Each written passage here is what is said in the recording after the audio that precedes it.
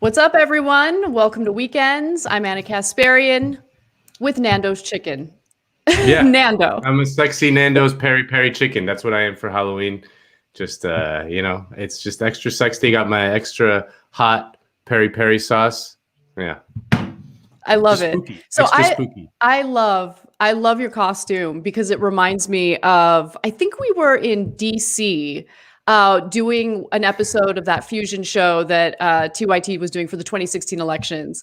Yeah. And we had such a great meal there. And that was when I invited you to my wedding, like totally Oh, spontaneously. that's right. We went to Nando's. Yeah, Oh we were at my Nando's. God.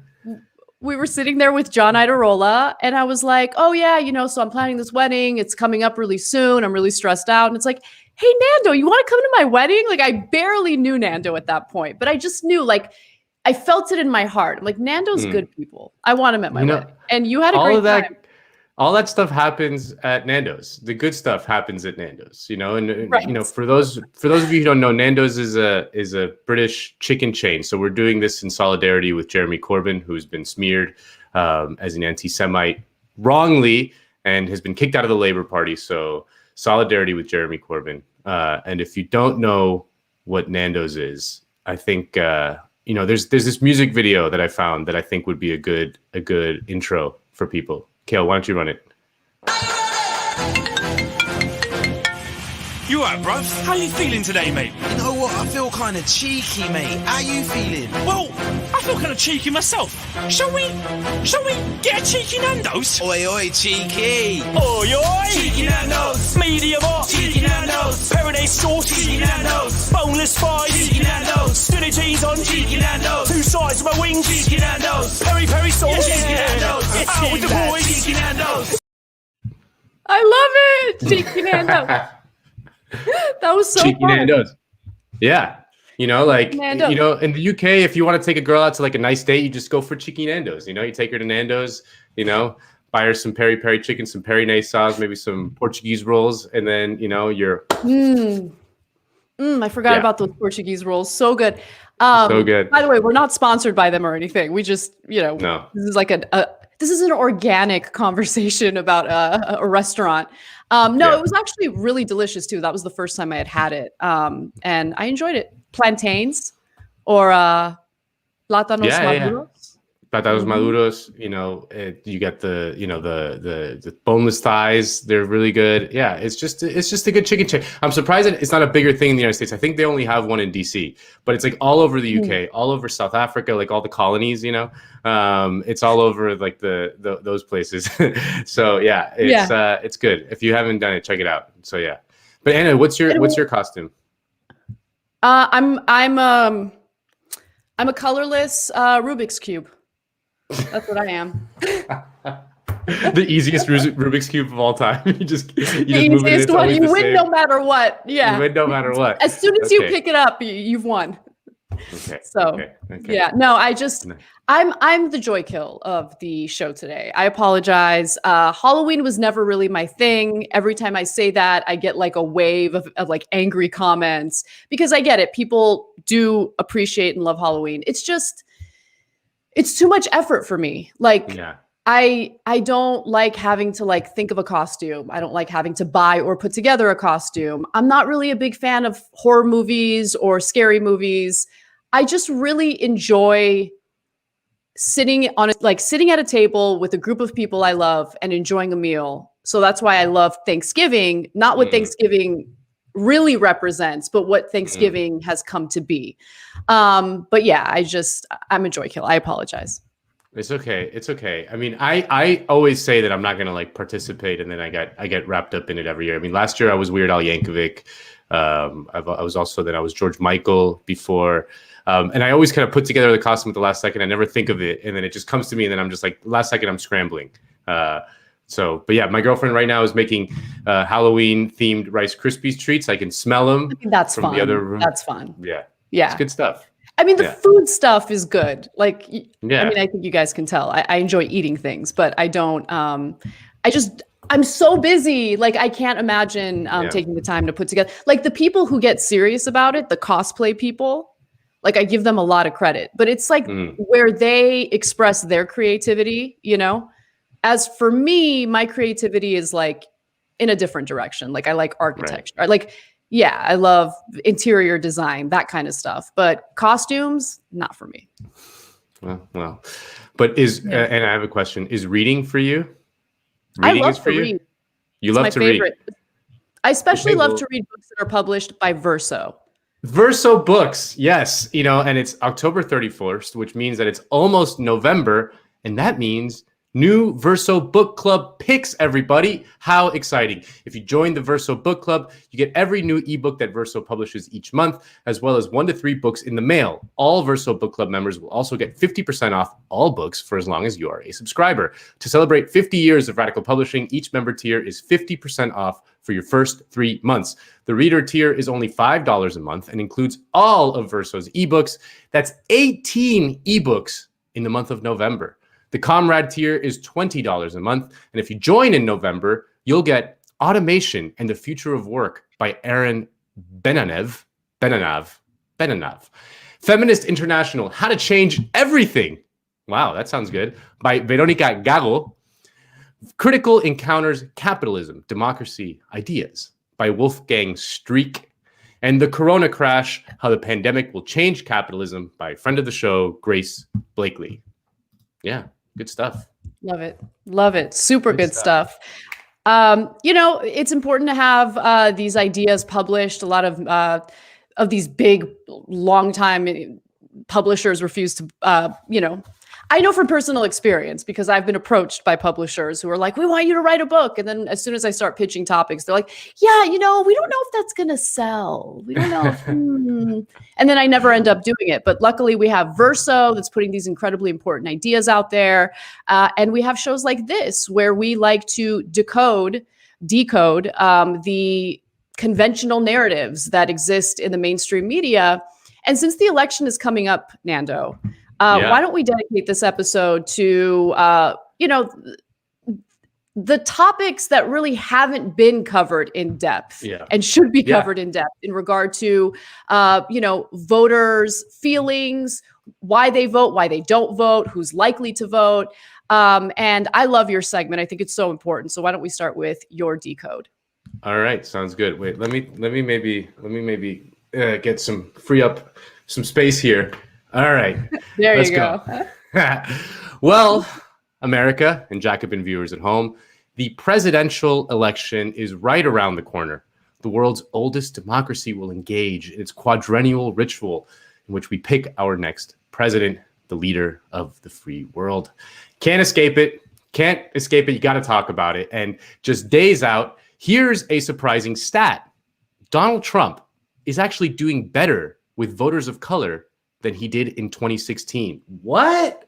Record scratch. After 4 years in power, Trump is actually improving his standings with minorities. I mean, you may be saying to yourself, Nando, I've been obsessively following the discourse, refreshing Twitter every 2 seconds for 4 years. Trump is a blatant racist and homophobe, and xenophobe, probably xenophobe, and he hates people of color. It can't possibly be true that he's actually doing better with blacks and Latinos. Well, it's true. Just take a look at this headline at 538. Trump is losing ground with white voters, but gaining among black and Hispanic Americans. So the discourse is upside down. And if you dig into the details, it gets even more confounding. Democratic nominee Joe Biden is attracting more support than Hillary Clinton did among white voters as a whole, especially white women, older white voters, and those without a 4-year college degree, which has helped them build a substantial lead of around 10 points, according to 538's national polling average. However, Trump is performing slightly better than last time among college-educated white voters, and he has gained among voters of color, especially Hispanic voters and younger black voters. So white working-class voters, who everyone was obsessed with and everyone credited with delivering the election to Trump in 2016, are abandoning him big time. According to 538, Trump beat Hillary Clinton amongst white voters without a college degree by 25 points. His current lead with white voters without a college degree, 12 points. But the weird thing is that Trump is also doing better with voters of color, especially younger black voters, and crucially, Latino men. And Torres is part of about or just over a quarter of Latinos who are strongly or somewhat in support of this president. Michelle Mayorga, a New Mexico-based pollster, says the backbone of the support comes from men. Hispanic men in particular are a swing vote. They're a vote that we have to go and get. And while Democrats will likely win the majority of Latino votes overall, the margins are narrower with men. A New York Times Siena College poll found the Vice President Joe Biden leads by 34 percentage points among Latina voters.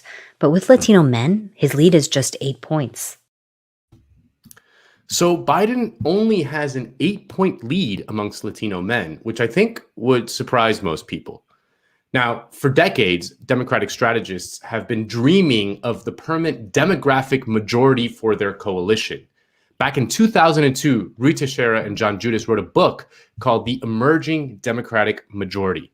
In it, they argued that in the wake of George McGovern's historic defeat in 1972, the Democratic Party was putting together an alliance of minorities, working and single women, the college-educated and skilled professionals that would simply outnumber the Republican coalition for good. They called this phenomenon George McGovern's revenge.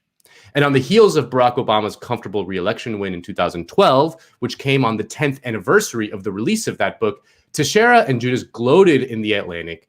We are now 10 years farther down this road, and McGovern's revenge only seems sweeter. Barack Obama has just been re-elected, the first Democratic president since Franklin Roosevelt to win successive elections with more than 50% of the vote, powered by the continuing rise of the coalition described in the book. In the face of considerable economic adversity, Obama won 332 electoral college votes, 9 out of the 10 most hotly contested swing states, and a second term with a coalition that was stunningly diverse. They continued, it would be hard to imagine a better 10th anniversary present for the emerging Democratic majority, but will this new coalition be able to hold together over the long term? Well, that depends on whether the Democrats can provide this coalition with what it wants and needs. As we said in the concluding paragraph of our book, today's Americans want government to play an active and responsible role in American life, guaranteeing a reasonable level of economic security to Americans rather than leaving them at the mercy of the market and the business cycle. They want to preserve and strengthen Social Security and Medicare rather than privatize them. They want to modernize and upgrade public education, not abandon it. They want to exploit new biotechnologies and computer technologies in order to improve the quality of life. They do not want science held hostage to a religious or ideological agenda. And they want the social gains of the 60s consolidated, not rolled back. The wounds of race healed, not inflamed. If the Democrats can do all that, the emerging Democratic majority could be here to stay. Well, clearly, Democrats failed miserably because in 2016, just 4 years later, we got... You know what I like about this? Number one, I'm in love, and you're in love. We're all in love together. We've done something that nobody's ever done. Oh, yeah. And part of the reason that we all got to feel that sweet, sweet Trump love was that there was a lack of turnout from Latinos for Hillary Clinton. Now, remember what Teixeira and Judas said, that the coalition would hold so long as Democrats delivered to the coalition what it wants and needs. And while immigration is not the sole issue that Latinos care about, it is a sort of a gateway issue. And here's what candidate Obama said about it in 2008. The American people need us to put an end to the petty partisanship that passes for politics in Washington. And they need us to enact comprehensive immigration reform once and for all. They need not, we can't wait 20 years from now to do it. We can't wait 10 years from now to do it. We need to do it by the end of my first term as president of the United States of America. Now, of course, Barack Obama was president for 8 years and comprehensive immigration reform did not happen. And Univision's Jorge Ramos constantly reminded him of that fact. But it was a promise, Mr. President. I am going to switch to English because this is very important. I don't want it to get lost in translation. You promised that. And a promise is a promise. And with all due respect, but you didn't keep that promise. Well, in fact, in 2004, George W. Bush ran his re-election campaign promising to pass comprehensive immigration reform, and he got a staggering 40% of the Latino vote, the highest ever for Republican. Think about how much times have changed. But of course, deportations have been a fully bipartisan affair. In fact, it was Rahm Emanuel who was the architect of mass deportation when he was an advisor to Bill Clinton in the 90s. In the wake of NAFTA, which destroyed the livelihood of small farms in Mexico, millions of Mexicans were forced off the land. And the U.S. planners understood this and foresaw a wave of immigrants coming across the border. And in a 1996 memo written by Rahm to Slick Willie, Emanuel advised Clinton, then starting his second term, to add more immigration hearings across 6 states, Illinois included, so that he could, quote, claim and achieve record deportations of criminal aliens. George W. Bush then ramped up deportations in the xenophobic climate post 9/11, while Barack Obama cranked them up to hitherto unseen heights, earning the ignominious moniker of deporter-in-chief after kicking out some 2.5 million people, more than any president in American history. Now, of course, the political system has also failed to deliver the goods to Latinos economically. And in fact, the bipartisan free trade agreements like NAFTA have devastated the Latino community.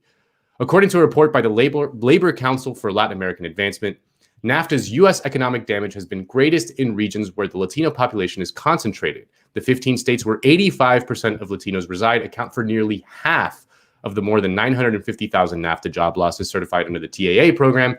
As NAFTA eliminated U.S. manufacturing jobs, the related wage stagnation for workers without college educations across all industries hit Latinos asymmetrically. Rather than the Latino-white pay gap closing, it increased during the NAFTA years. So you can't really blame Latinos for not really trusting the Democratic Party. But there was one guy they did trust. I'm trying to remember his name.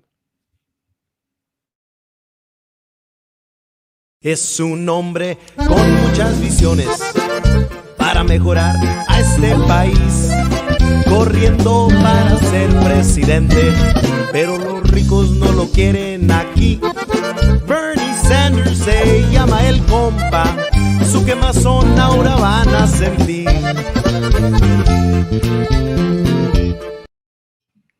Bernie Sanders se llama el compa. Hell yeah. Latinos absolutely loved Tío Bernie. In 2016, Bernie actually lost the Latino vote to Hillary Clinton, but by 2020, the nation's fastest growing demographic was on board with democratic socialism. As Matt Karp wrote in Jacobin, quote, a serious class analysis of the evolving Sanders coalition must also take note of the massive group Bernie brought into the fold this year, Latino voters, the fastest growing portion of America's working class electorate. All over the greater Southwest, from the Rio Grande in Texas to California's Central Valley, Sanders dominated the Latino districts that he had mostly lost to Hillary Clinton in 2016. In heavily Latino neighborhoods from East Los Angeles to Northside Houston, Tío Bernie often won more votes than Biden, Bloomberg, and Warren combined. This was not a regional phenomenon, nor was it limited to Mexican-American areas. Sanders also won big with working-class Puerto Rican and Dominican-American voters in Holyoke and Lawrence, Massachusetts, as well as in Central American immigrant neighborhoods in Central LA and Southwest Houston. In nearly all these places, Sanders had to overcome the opposition of the Latino political class, which was scarcely more favorable to him than the Black political establishment. By early March, Sanders had received just 2 endorsements from the Congressional Hispanic Caucus. Biden had 14. Yet there is no such thing as a Latino Obama, and the institutional ties linking Latino voters to the Democratic establishment, we learned this year, may be relatively weak. In the end, few Latino leaders delivered their constituents to Biden across 4 Southern California congressional districts represented by Lucille Roybal Ayard, Lou Correa, Tony Cardenas, and Juan Vargas. Biden endorsers all. Sanders beat his multiple rivals with an outright majority of votes. So if you look at it, Trump is doing surprisingly well with Latinos. Bernie did really well with Latinos. They seem to be disillusioned with the Democratic establishment. It seems like organizing and radicalizing the gettable Latino vote should be the top priority of the left. In his postmortem on the Bernie campaign for Jacobin, Conor Kilpatrick made this exact point. Instead of waiting around for the squad to take the lead, we should take a closer look at where Sanders ran strongest this time and start turning those votes into political power. And the first step should be organizing the Latino-dominated communities in the West who went wild for the Democratic Socialist. In a 7-way race, Sanders won nearly 40% of LA County voters, over 50% in some congressional district, yet there are no outspoken Bernie-crat officials representing them. Why the hell not? If we can get a Sanders elected to the Senate in Vermont, what about New Mexico or Colorado or Hawaii? Why isn't the House of Representatives teaming with Bernie-crat congressmen from the West and Southwest? Imagine that. It could happen. It's up to us. If not, we risk losing these voters to the Trumpist right. The Democrats have failed them, but the socialism can win them over.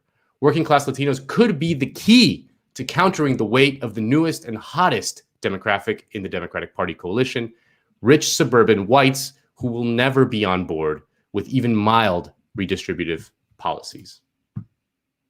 Yeah, I love that. Some of the numbers were pretty surprising to me, especially because we're so inundated with media constantly telling us that the number one issue for everyone in this country is identity related stuff. Mm-hmm. And while I don't doubt that a portion of that is important to some voters, what impacts their lives every single day? It's their material conditions, And Mm-hmm. so you have Bernie Sanders come in and encourage and fire up people who had no interest in voting in the first place, by the way, had completely abandoned electoral politics because they feel like it hasn't in any way improved their lives.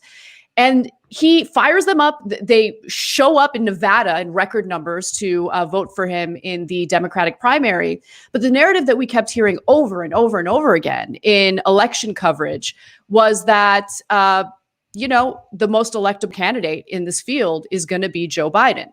And so he's, I think, unsuccessfully in a lot of ways trying to straddle this line between appealing to the wealthy white voters who they care about their tax cuts. Like they're going to go with Trump. They don't care about anything else. Okay. I've seen it I've seen it play out. And then also pretending like he's a better candidate for minorities in the country when, you look at the last few decades and the evidence just doesn't bear that out. And then, of course, he has his slip-ups where he says, you're not Black if you don't vote for me. That kind of stuff doesn't play well with people, right? So if someone comes to me and says, you're not Armenian unless you do X, Y, and Z, that's insanely insulting and offensive. And so when you hinge a lot of your politics on identity and then you don't deliver, there are consequences not only for your own election, but for elections to come, right? And the narrative of Biden being more electable, there was no evidence of that. It was just a line that everyone seemed to use in corporate media without providing any evidence of it. And then they would move forward. And one other thing about corporate media, I mean, the disdain toward working Americans is real. I was just listening to an interview with Adolph Reed on Useful Idiots. And by the way, we're going to interview Adolph Reed on the show today as well. And they brought up the fact that Joyanne Reed, in response to Bernie's policy of free public college, said that, these are like people who show up to your house and they crash on your couch. Like they're bums, they're losers, like people who want free college.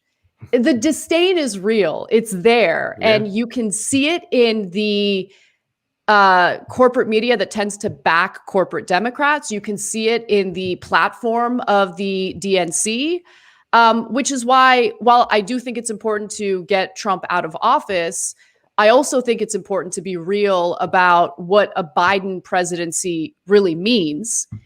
And I see it as an opportunity. I really think that the left has an opportunity here to compete with the right wing on providing a much better alternative to what we're going to experience during Biden's presidency if he gets elected.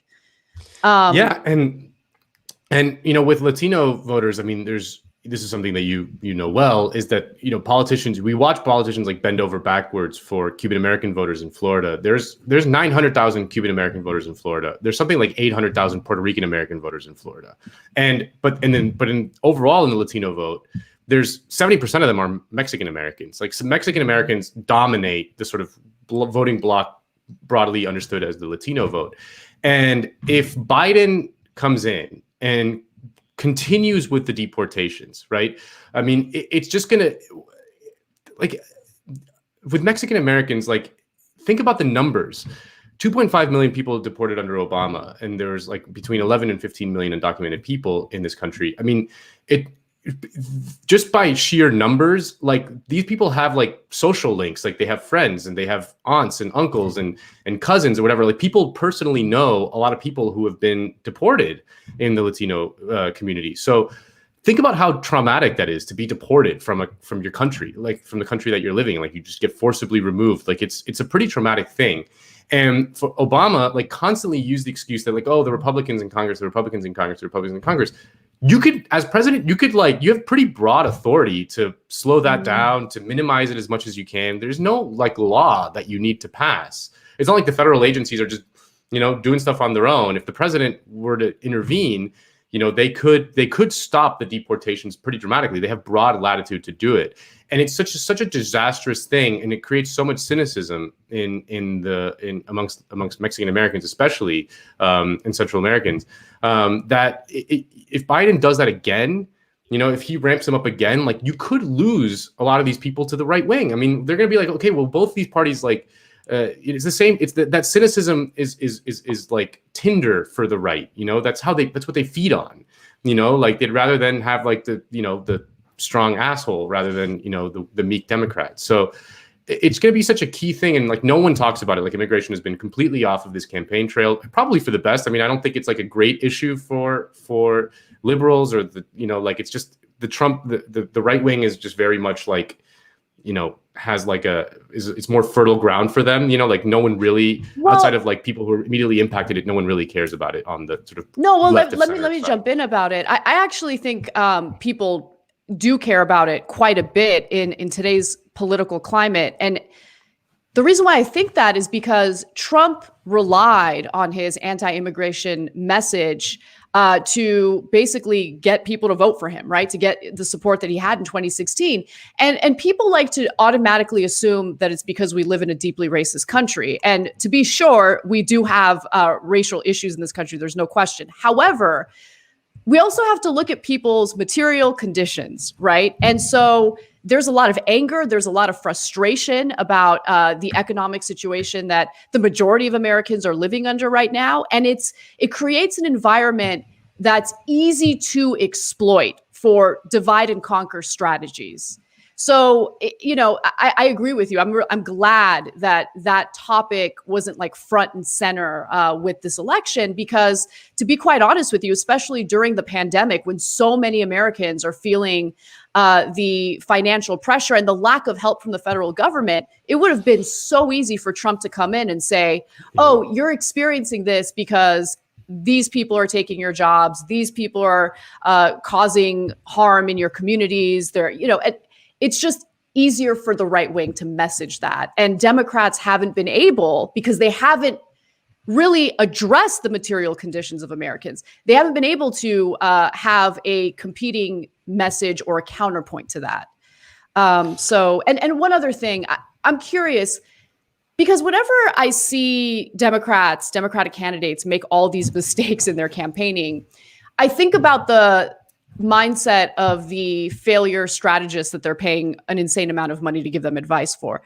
So do you think that this necessity to appeal to Cuban voters in Florida, who overwhelmingly are Republican, do you think that comes from this need to just increase the chances of winning that state because of the Electoral College? Because in California, I mean, there's a huge Mexican population in California, of course, and California is always going to vote blue.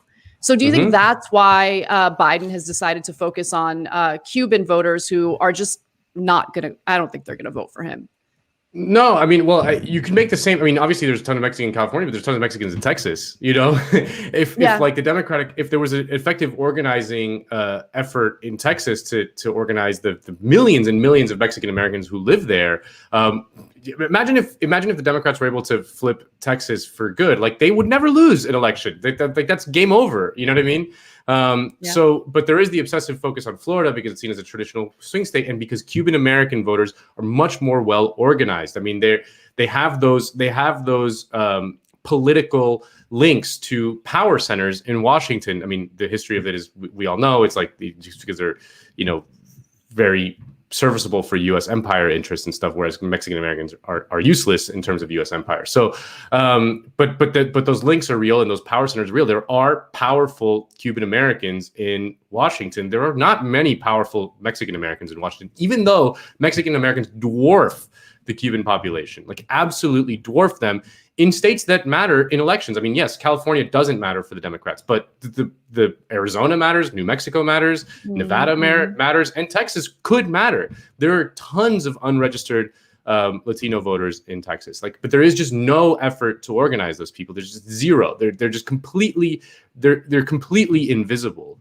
from the conversation. Bernie actually attempted, with a very concerted effort, to actually make meaningful ties with these communities. I mean, he didn't do the Warren Julian Castro thing in which like it was all just superficial bullshit about like, you know, well, we stay Latinx here, you know, and stuff. And it's like, they don't give a shit about that, you know, like they give a shit about, are you going to stop deporting people that I know? Are you going to deliver healthcare to me? Are you going to make my economic life more secure? Like those bread and butter issues. Again, it's not rocket science.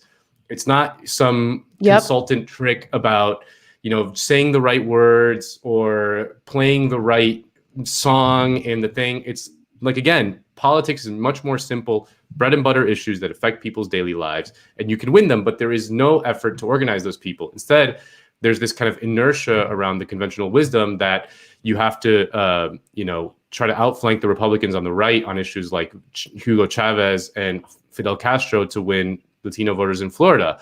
Even though Barack Obama won Florida handily 2 times while not really pandering to that idea, right? Those lessons were not learned. Like Obama ran on rapprochement with Cuba. He did not run on like this furious frothing at the mouth, you know, we got to murder all people in the Castro regime, which is like, you know, what Biden is really trying to do. I mean, I'm exaggerating a little, but he has been tweeting constantly about like the evils of, you know, Venezuelan socialism and Cuba and stuff like that. You know, he's trying to outflank Trump on the right in this issue. And like these Lincoln Project guys who are dominant within the Biden campaign are making the point that Trump is more like Castro. You know, they're trying to link Trump to Castro. That's amazing. It's amazing. You know, it's amazing. But again, it's not going to work. Like they're never going to see the Cuban Americans in Miami who care about that stuff. And that's a specific cohort that they're trying to win over. We'll always see the Republicans as more reliable anti-communists for a million reasons, from the fact that Kennedy abandoned them in the Bay of Pigs to Janet Reno and Bill Clinton sending Elion back home in the late 90s. Like for a million reasons, they're going to see the Republicans as more reliable anti-communists. It's never going to work. You're never going to outflank them on that issue. So just stop. Just stop trying. Obama stopped trying and he won. No. Yeah, and you're right. The most frustrating part about electoral politics is how simple it can be to win. Yeah. Right. And all you have to focus on, I mean, you'll see it in my Decode segment. People are very clear about what they need and how they've given up on politics because they don't think either party is going to give them what they need to just live a better life in the richest country in the world.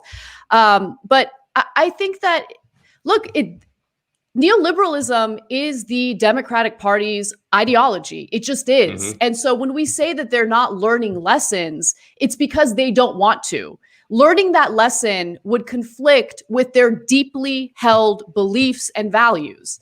And so that's why they don't focus on wages. They pretend to, you know, you'll get a little bit of, surface level BS about how they're going to improve people's wages. But just think about how that conversation went down in 2016. I mean, you have Bernie Sanders in the primary saying, no, you need $15 minimum wage. And then you have Hillary Clinton, right, who I think symbolizes neoliberalism perfectly in this country, saying like, let's nickel and dime. Let's nickel and dime the American people who have increased their productivity, who work incredibly hard, who literally make these whole multinational corporations run. Okay, let's nickel and dime them $12 an hour. Well, that's not a popular message. It's just not. And honestly, right now, if you run the numbers, $15 an hour, not enough, not a living wage in many parts of this country. So I think even us on the left need to be real about that and demand more than $15 an hour. But anyway, so I love that segment. And there was one other thing I wanted to mention. Oh, I love that you mentioned George McGovern's Revenge. Yeah. That's professional whites, college-educated whites with minorities. That's what the Democrats have been trying to build instead of just building a working-class multiracial coalition, which would be the only way to deliver those goods that Rui Teixeira and John Judas talk about. You cannot deliver those goods if you're mixing the coalition with these kind of rich suburban professionals. Like they're just not going to be on board with redistributive policies. And if that's the power center, it's just never going to happen. You know, like you need to build a working class coalition. That's the only way it's ever happened in the history of politics, in the history of the world. Like it's not rocket science. You see it playing out on a hyper local level as well. I mean, in Los Angeles with, the whole not in my backyard culture when it comes to building affordable housing in certain neighborhoods. I mean, people get fired up. You'll see, the PMC showing up to the streets to protest immediately as soon as there's some sort of proposal to build a shelter or affordable housing in, a moderately wealthy neighborhood. Did you see? You mentioned Los Angeles and this kind of type of politics. Eric Garcetti yesterday rolled out a policy, and here's his tweet about his new policy. Don't get me started. It goes, this is an actual tweet from Eric Garcetti, mayor of LA. We're delivering assistance to Angelenos facing economic hardship during the COVID-19 pandemic. Starting on Monday, with our new Early Pay LA program, LA.official will offer $20 discount on parking citations paid within 24 hours. Oh my God. Eric Garcetti. I hate Eric. Eric Garcetti gets under my skin probably more than any politician in the country right now.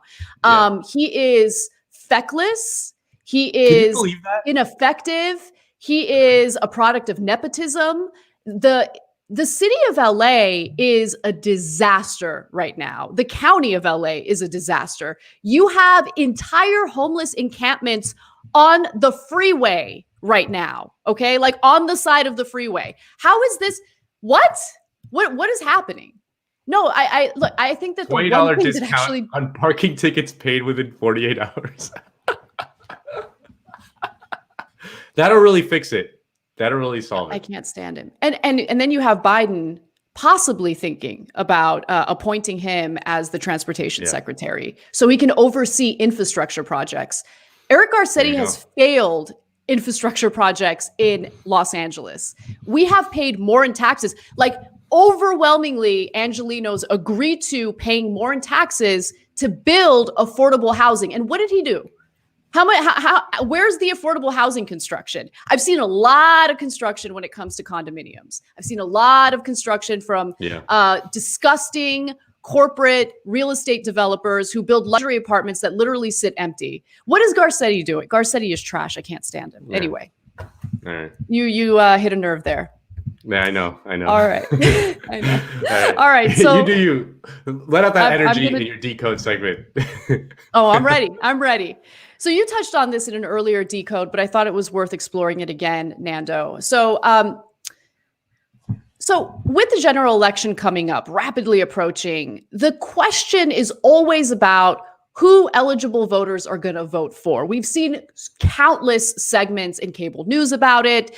We see countless articles in publications like 538. We got to look at the polling. We got to look at the data. Oh, how is Trump doing in swing states? How's Biden doing in swing states? And all of that data, to be fair, is important, but it does tend to leave out the largest voting block. And the largest voting block consists of non-voters, people who are eligible to vote, but year after year, or election after election, I should say, refuse to cast a ballot. And so just how large is this voting block? Well, let's take a look.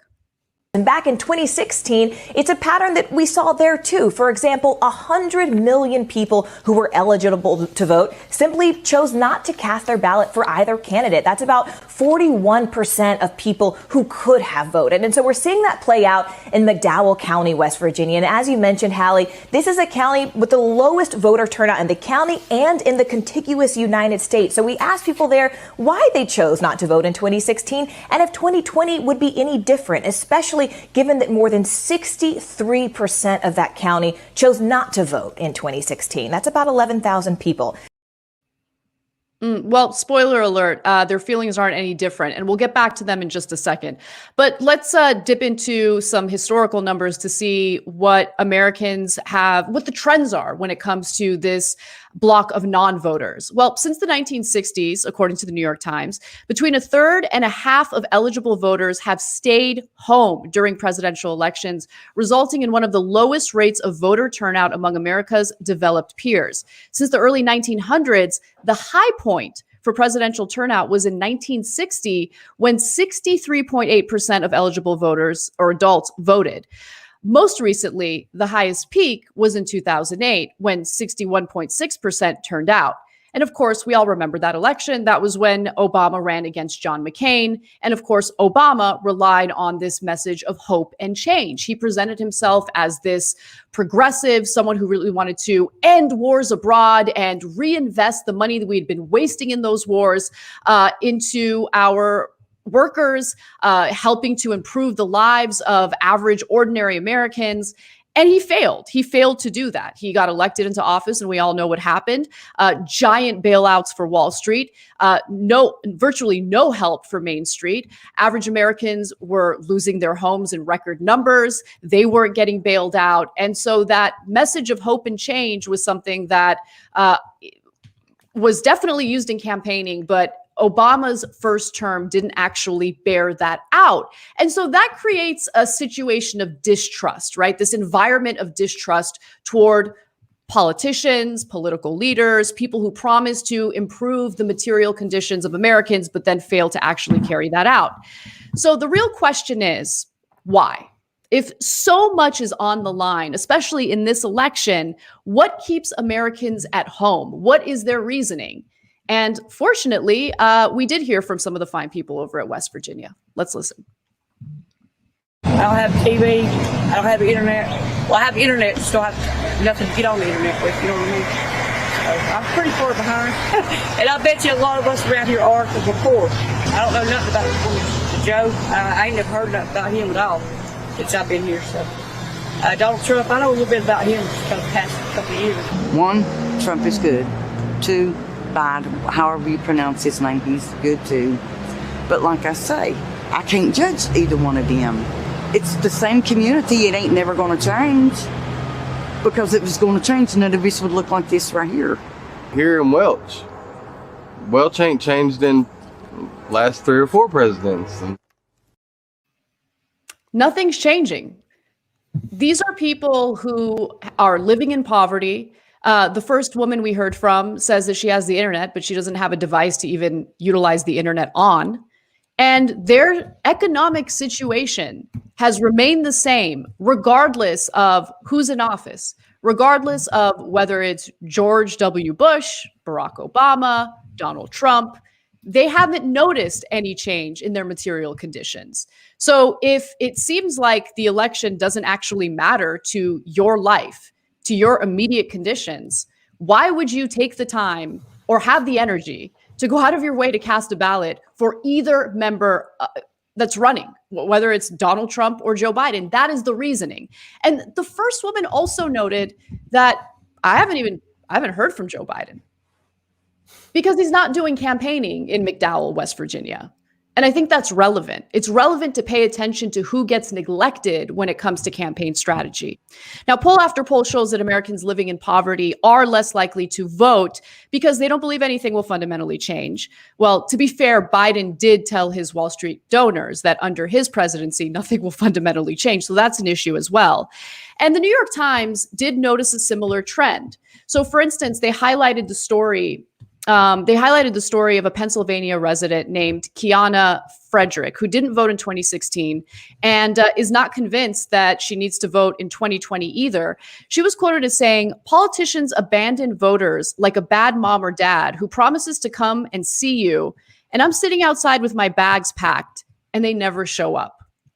It's a pretty powerful statement, and the imagery is important for political leaders, these so-called elite, to understand, to take note of, but they are invested in ignoring that kind of message. And class does have a lot to do with whether or not eligible voters are going to cast a ballot. For instance, in 2016, Americans who did not vote were more likely to be poor, less likely to have a college degree, and more likely to be a single parent than the people who did vote. And then also in 2016, the analysis showed that 3/4 of those living in households earning less than $150,000 voted, compared with less than half of those in households earning less than $25,000. So It's amazing to me how, you get those get out the vote campaigns. Like we've talked about it. Nando did a wonderful decode on it where, you have these celebrities who are encouraging people to vote, like go out there and vote, go out there and vote. But these campaigns don't ever really focus on holding our politicians accountable to ensure that they have the right policies that appeal to people so they actually do feel the need to get out and vote. In fact, like, how could you not roll your eyes at those campaigns when they're talking about how Trump is an existential threat, or you have to vote for Biden, or you have to do this, you have to go out there, you got to do it. It's the most important election of your lifetime. When they literally hear that messaging every single election season, and again, nothing changes, and it doesn't even matter who ends up getting elected. Again, I'm talking specifically about material conditions, and I think it's undeniable that nothing changes. So the Financial Times also looked into something that I think was ignored by corporate media during the 2016 election, and that was the topic of NAFTA and the messaging that Donald Trump relied on to appeal to working class Americans. Let's take a quick look at that. Dollars, capital can go wherever it wants. Jobs stay on the ground, and in particular, union jobs came under pressure with deals like NAFTA, with the China coming into the WTO. That all happened in the last 20 years.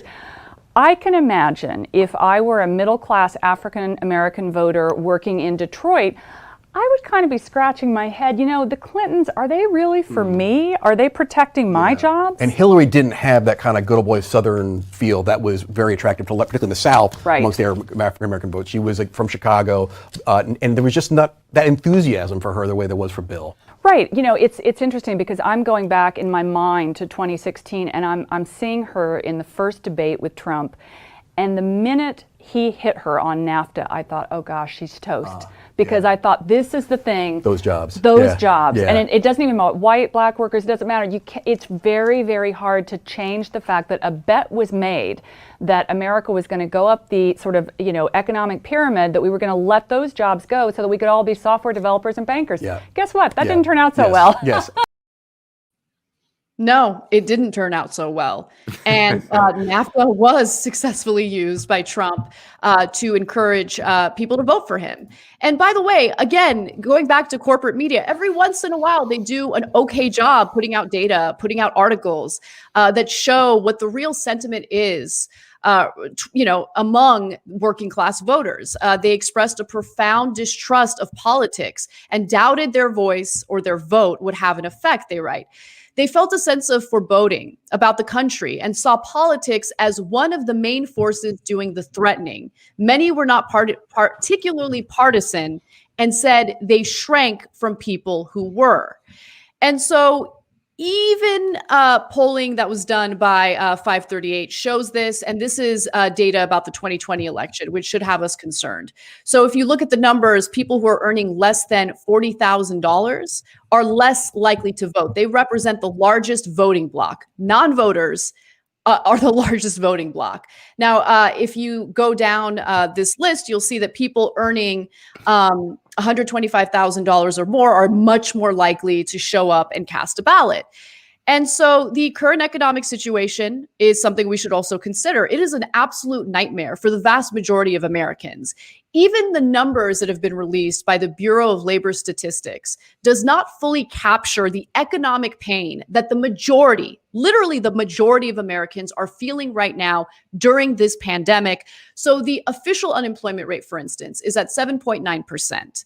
But as we know, that number is incredibly misleading because it leaves out a number of people who either are underemployed, meaning they're looking for full-time work but can't find it, or they're not earning a livable wage, or people who have just given up altogether in finding a job. When you consider all those statistics, the numbers are actually pretty depressing, shocking, and are never fully addressed. Luckily, we have people like Richard Wolff who break it down for us.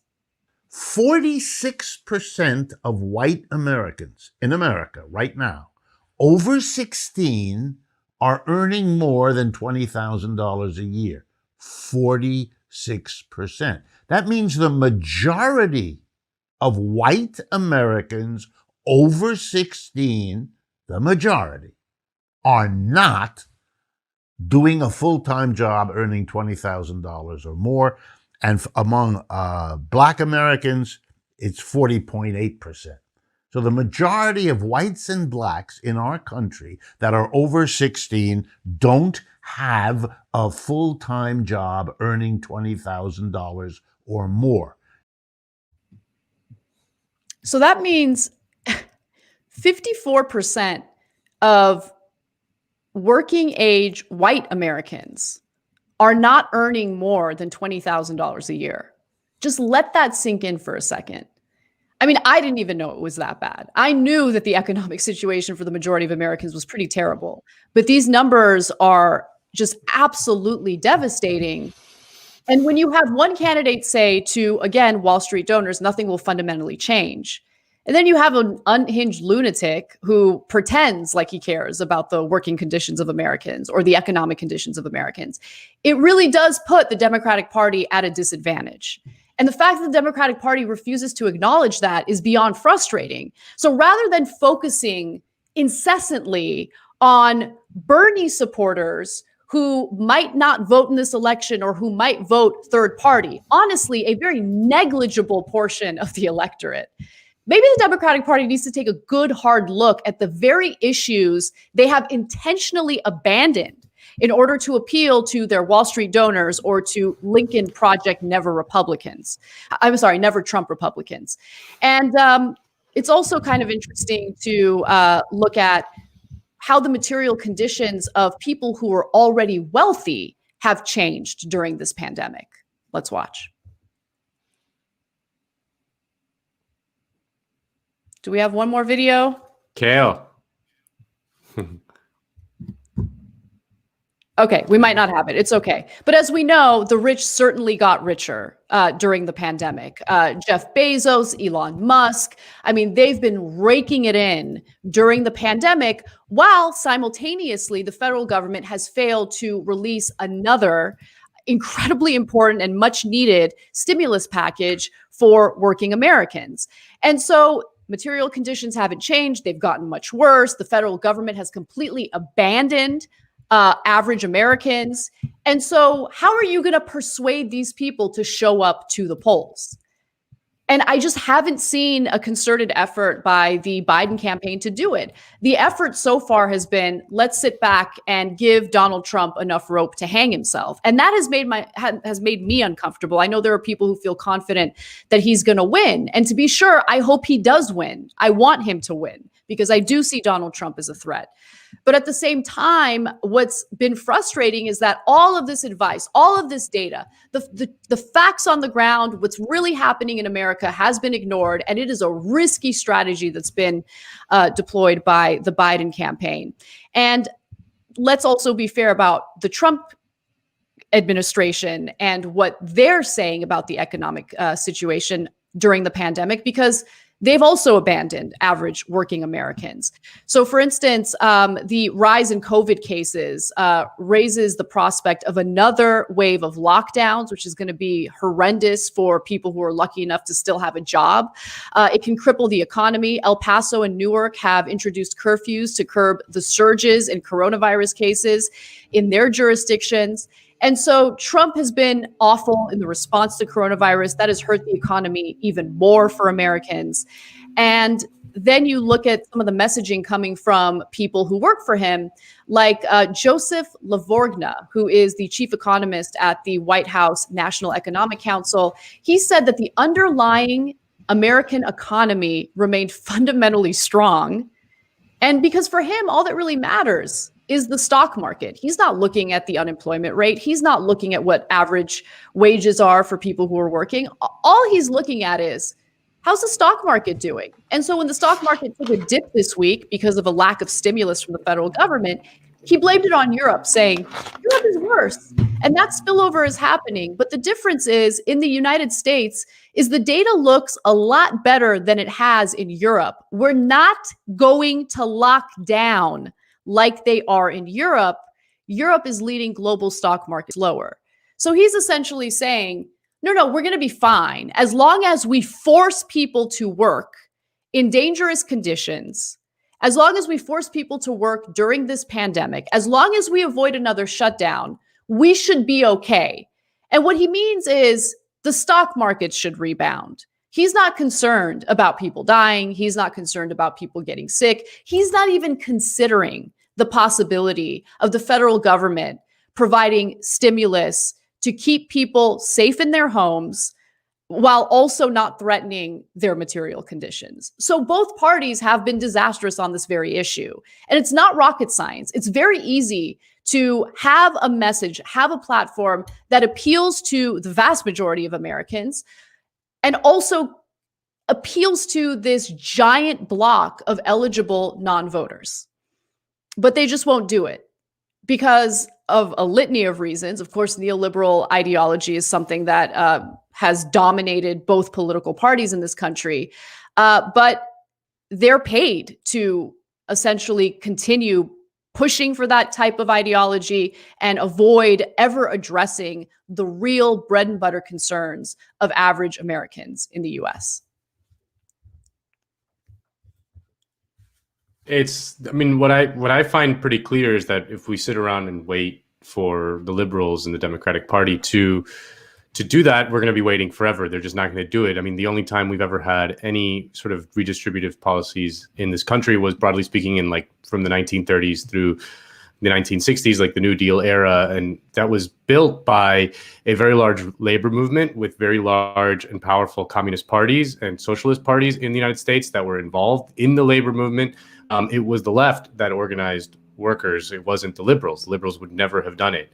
And then they spent, obviously, the decade of the 1950s, I mean, and earlier as well, but purging the labor movement of communists and, McCarthyism, the seats of culture in Hollywood and things like that. So they really just destroyed the left first. And then it just left that opening for the situation that we have now, the sort of neoliberal reaction. And until we rebuild that, it's always going to be that way. They're never going to do it ever. They're just not going to do it. So it's key for us on the left which we're starting to see the seeds of it. Like we're nowhere near as powerful as it seems like in our own little cohort, obviously, but we're starting to see the seeds of something. It's unclear to me how it's going to turn out or where it's going to go. I mean, it's like what Rick Wolf said, you just got to keep trying and keep going. They never stop. You just got to hope that, the work is successful. But until we do that, that is our job. It's never going to be their job. They're never going to do it. It's just literally our job to do it. So no, you're absolutely right. And I think, assuming Biden wins, there will be a fantastic opportunity for the left to organize. And again, this is the important part, to provide an alternative solution to neoliberalism, right? To provide a solution that counters what Republicans are going to propose. Look, Republicans are going to propose bootstraps, get it together. You guys are failures. You don't know what you're doing.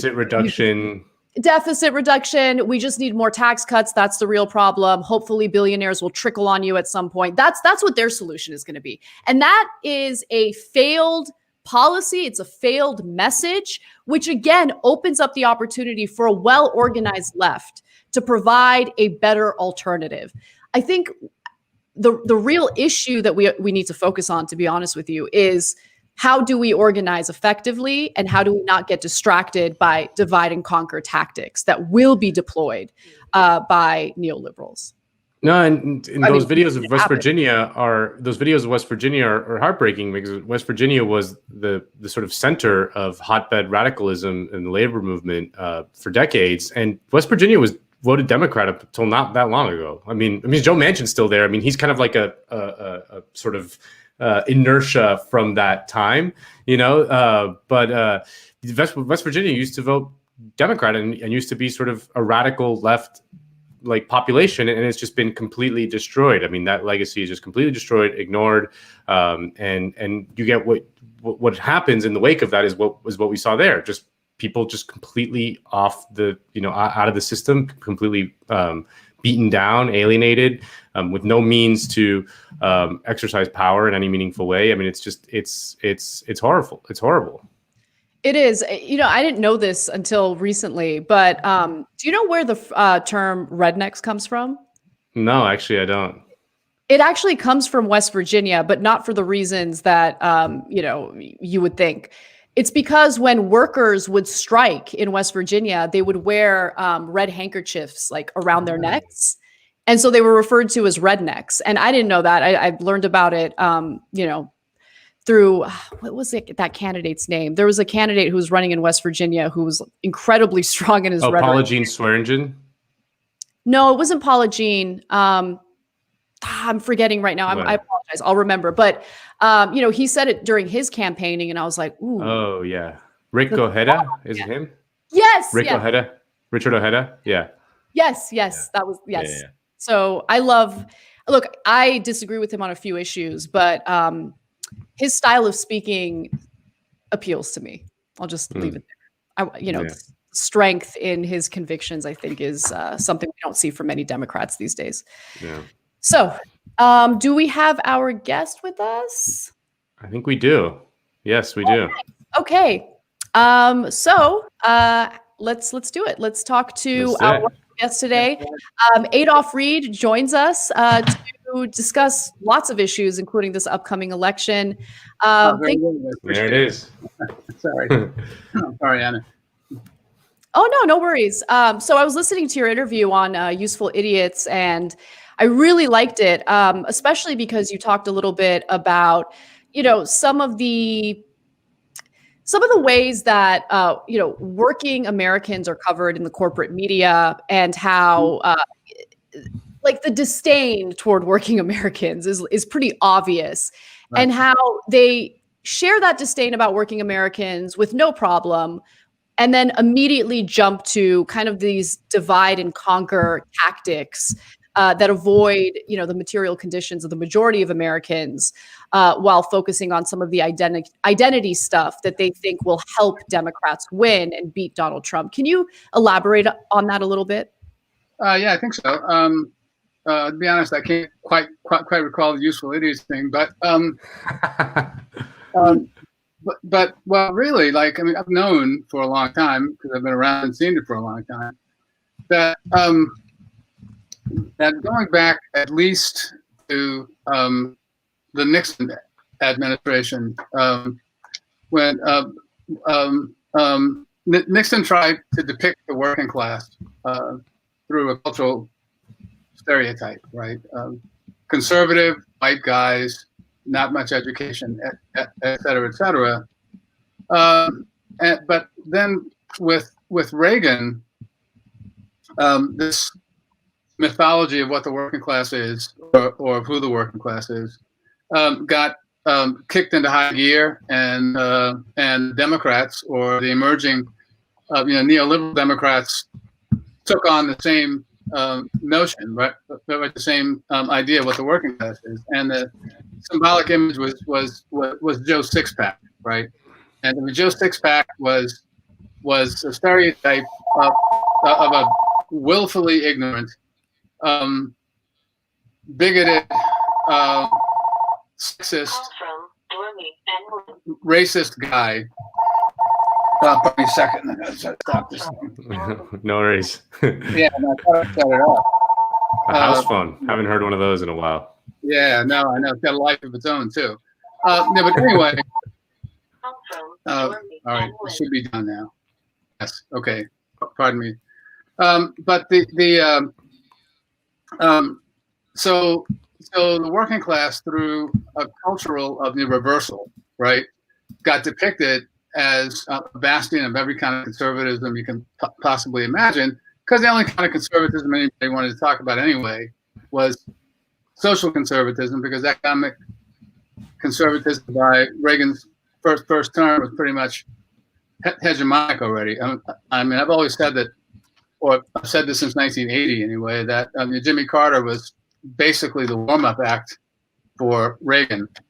And we've been, and from that perspective, a financial sector-driven understanding of economic policy has been dominant, at least since the Carter administration. And if you sort of tease it back a little bit, you can see, you can trace the zygote back to the Kennedy administration, because that's when the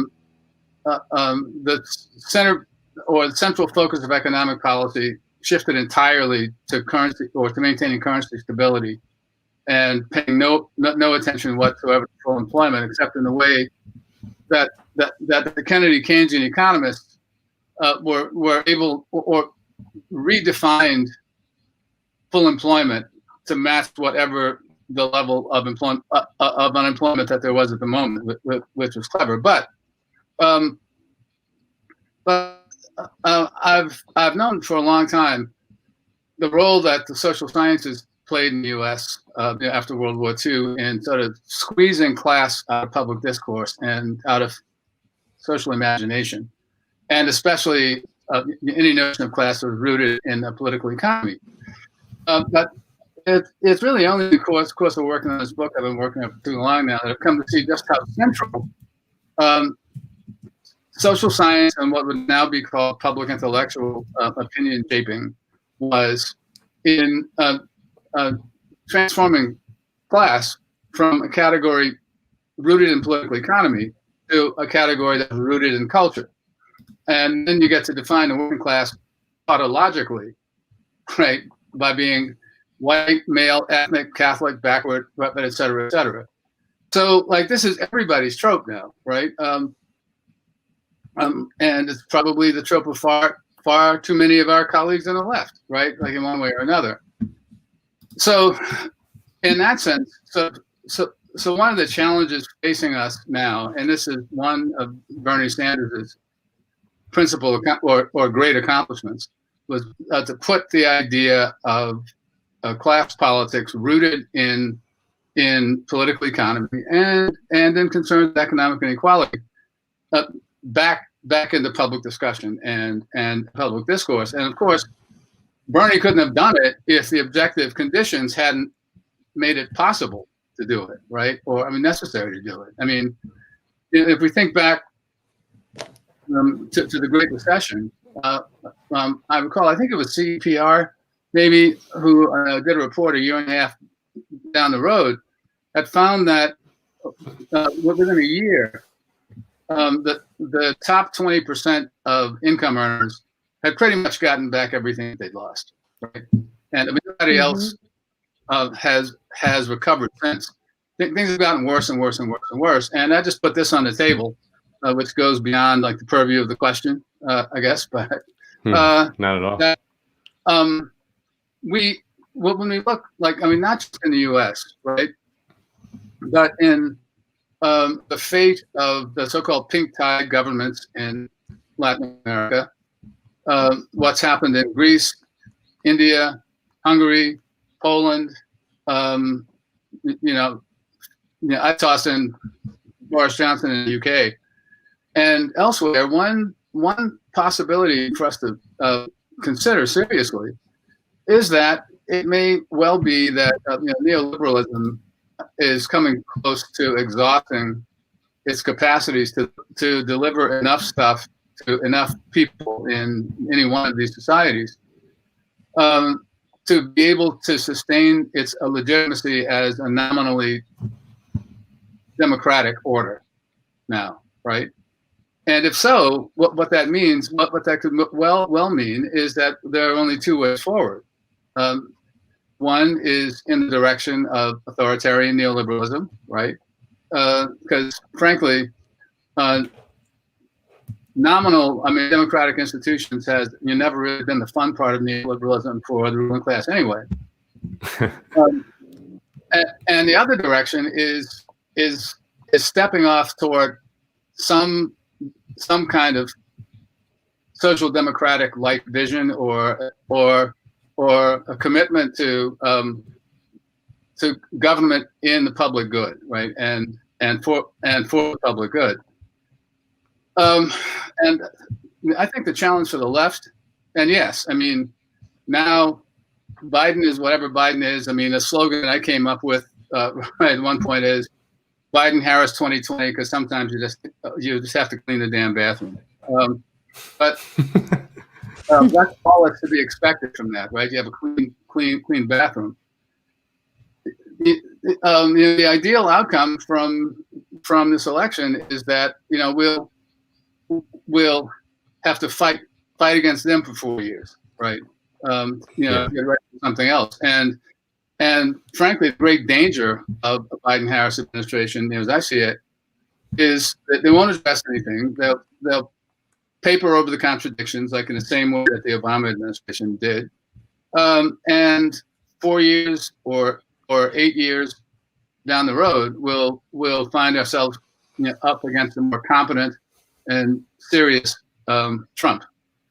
Yeah. But then that leads to like a discussion of what the left's mission is and how we need to think about what that mission is, and maybe we can talk about that too. No, absolutely. Not too long. No, not at all. I want to talk about, because I think this is an important thing for the left to understand. I want to ask you about the racial wealth gap, which is a very cited statistic. It's constantly cited. I mean, that white families make something like 13 times more than black families on average. I mean, I saw Matt Bruning at the People's Policy Project put out a post which he talked about it. If you remove the top 10% of earners from the white cohort and you remove the top 10% of earners from the black cohort, the bottom 90% of both more or less make the same. There's still a little bit, but it's more or less the same. That the racial wealth gap is really driven by the top 10% of earners. And it strikes me as like maybe one of the key statistics that reinforces what you're talking about, of how identities paper over class differences. Oh yeah, I think that's absolutely correct. And I mean, it's also worth noting Robert Manduka found that the key to explaining the racial wealth gap is the racial income gap. Right.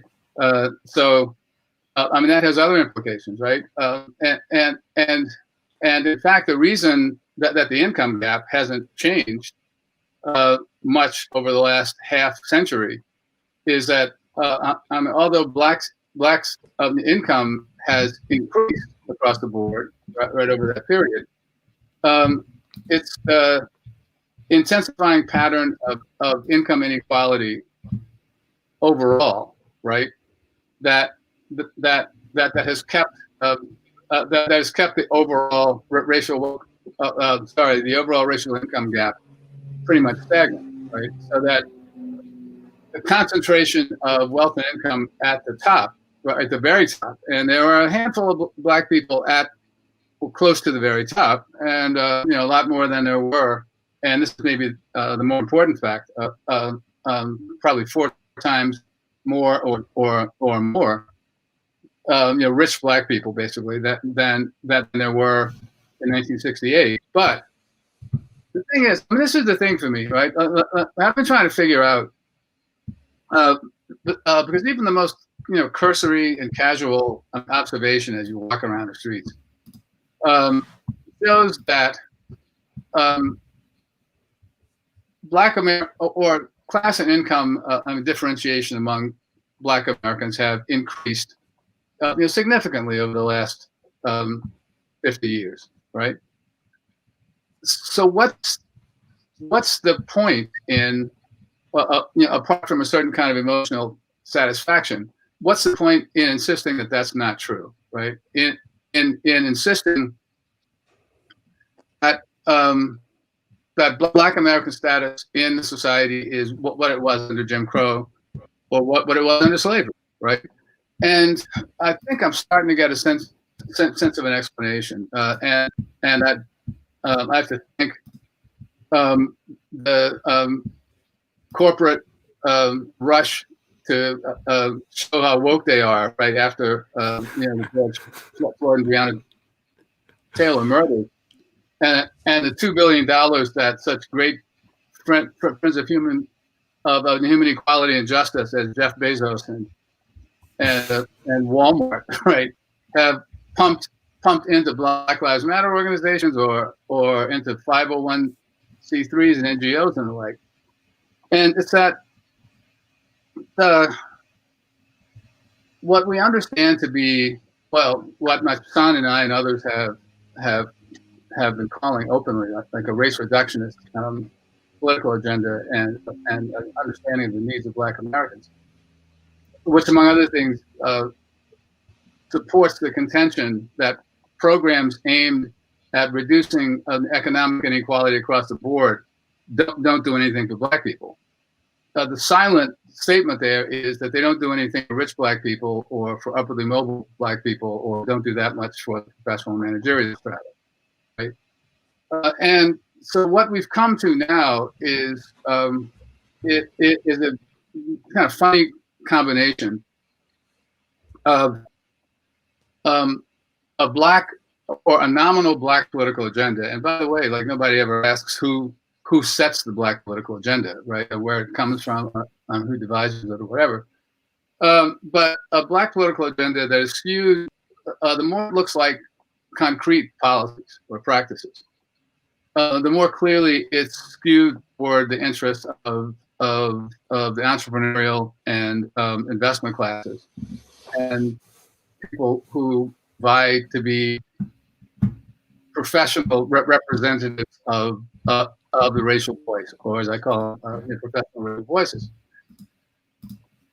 And then what's offered, what's on offer as an alternative to support for a social democratic program of redistribution, which by the way was what was the consensual center of gravity of Black American politics from like the mid 30s through the 60s. But now activists even reject that and claim that it doesn't do anything for Black people because they've committed by and large to racializing the working class, right, as a white phenomenon, right? So every time Bernie Sanders made some appeal to the working class, or anybody else does, they get blasted for being racist because somehow working class doesn't include Black people. But what Black people get, right, or the apparent populist bone for the black masses is the criminal justice stuff, right, which also rests on a myth, right, like a mythical notion that any Black person is as likely as any other Black person to be shot down by cops or be treated harshly or brutalized or whatever. So that's like an abstract. I'm not clear if I'm being clear here, but the mass agenda is this abstract notion that we all suffer the same from brutality and mass incarceration. And I'll digress off my digression for a second. I did a Justice Democrats panel a few months ago, and one of the candidates on it, one was a really impressive woman, like from St. Louis, who actually won. I'm blocking her name now. She was also a standard surrogate. But one was this guy from Brooklyn who took issue with my suggestion that class differentiation has occurred among Black Americans, and his argument was that he can't recognize any such thing as class differences among Black people because when he goes to his front door, he's just as likely to be shot by the cops as any other Black person. So I thought, okay, so this is the ideological work that line is doing, and it works to sort of perfume. It works as a kind of populist perfume on the big foundation money, corporate money, backdoor Dem Wall Street money that the movement's actually driving, or is being driven by, or is driving toward. But let me say one more thing about that, right? Just that, because I've been thinking a lot about this too, and it came up again a day or two ago. We all are inclined to assume, for a variety of reasons, that street action or the militant proclamations from Black or brown people who present themselves as activists or as moral voices are intrinsically left, right, and that they're intrinsically compatible with, if not consistent with, a larger left program. And one of the reasons that it makes, or it's understandable that people make that presumption, is that from the mid 30s through the mid 60s or the 70s even, the two norms that operated in black politics that political scientist Preston Smith calls the ideal of the racial democracy and the ideal of social democracy. They coexisted, converged, were in conflict in discrete instances. It was also the case that segment of the society, apart from Black Americans, that was most dependably supportive of Black political agenda or an agenda of racial justice, were people on the left. So they coexisted. But just because they coexisted doesn't mean that they're intrinsically the same or even compatible, right? The ideal, right, of the norm of racial democracy is a society that operates off the basis of strict equality of opportunity, right, or radical equality of opportunity. Where the goal is to remove all the fetters, all of the arbitrary or bigoted fetters on blacks or other non-whites being able to pursue equality of opportunity on the same basis as everybody else in the society. That doesn't necessarily require a commitment to a social democratic program or like even any commitment to a notion of any sort of notion of economic equality across the board. And I think we got a problem now that so many people are accustomed to presuming that what comes out of the precincts of militant Black voice is not necessarily compatible with a left program, but it's not, right? Like it doesn't have to be. I mean, I've sometimes had people say to me, "Well, why are you so harsh on people who are fundamentally our allies?" And my response is always, I wouldn't be harsh if I thought they were our allies, but my point is that they're not. Yeah. No, yeah. Yeah. So, okay. So question about that, because, when you take a step back and you look at how certain, let's say, congressional races play out, specifically congressional races where you have, a socialist candidate, someone further to the left challenging an incumbent Democrat. Mm-hmm. It's incredible how quickly that race will devolve into accusations of racism, sexism, anti-Semitism, whatever. I mean, pick your poison. Against the challenger, right? The progressive or the leftist who's challenging the incumbent Democrat.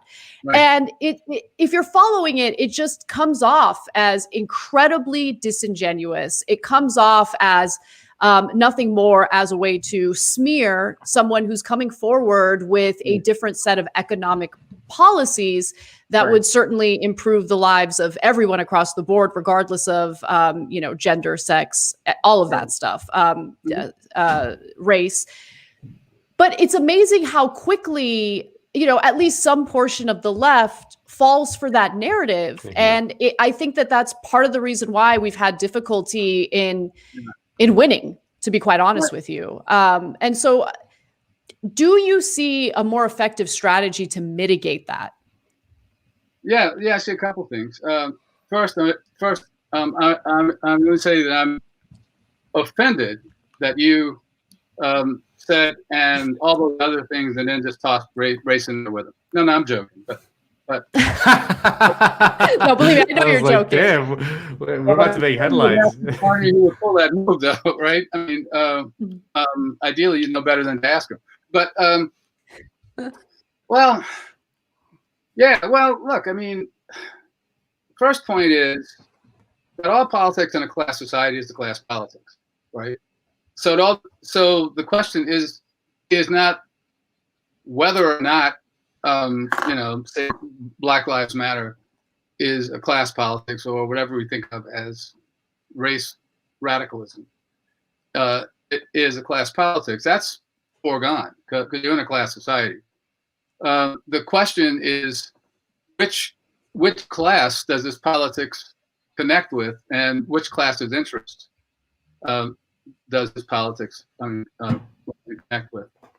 When I was still teaching at Yale, this was like in the late 80s, and I have some of my black colleagues would say things to me like, well, Adolph, you have to understand that there's more to life than economics, right? And, healthcare and stuff like that. And I would think, because I was still like too genteel or too nice a guy or too chicken shit or whatever, to say, yeah, well, that's kind of easy for you to say, isn't it? Because you're an Ivy League professor and you know all this stuff, right? And it's still kind of like that, right? I mean, even the more radical sounding demands like abolish or, defund the police, polls have shown consistently, and you wouldn't even need the polls if you spent any time hanging out like in working class black communities. Black people don't want to abolish the police, right? They want the police to come when they need them to come. Well, my son and I have been joking that nobody with a car and a TV set wants to abolish the police. That's just a fact of life, right? Especially in a highly stratified society with a lot of poor people in it. But the bigger problem, they just want the police to actually do what they're supposed to do in protecting and serving them. Yes. Right. Yeah. Right. Exactly. But I think that the problem is that that the moves that you talk about, right, are the red baiting, right, and it's funny how they've like managed simultaneously like to invert race baiting, right, to point it back the other way, and to make it the same thing as red baiting, right? But that's what the deal is, and after we saw, not just the black political establishment, but the black corporate media establishment, and even the black activist like establishment, if you want to talk about it, right, about such a thing, like the people who perform the Potemkin politics of speaking for black masses in very articulate ways, typically on MSNBC. The way that they all immediately, right? What went after Sanders should say something about the class character of that politics. Now, I know that part of it is that their main interest, right, is for, and I think this is true of the reparations thing too, and I'll explain that in a second as well. Their real political interest is to make certain that all discussions of the interest of Black Americans in political life be understood through the rubric of race. Why? Because this is a stratum that's largely people who are to one degree or another enmeshed in a race relations industry, and they don't work for our side. Just like from the role of racial spokesperson, right? Since Booker T. Washington first crafted it, right, in late 1890s, was never addressed laterally, right, to an audience of working class black people. It was always addressed to the ruling class, and was always linked to an objective of sort of holding the franchise of defining what Black Americans' interests are.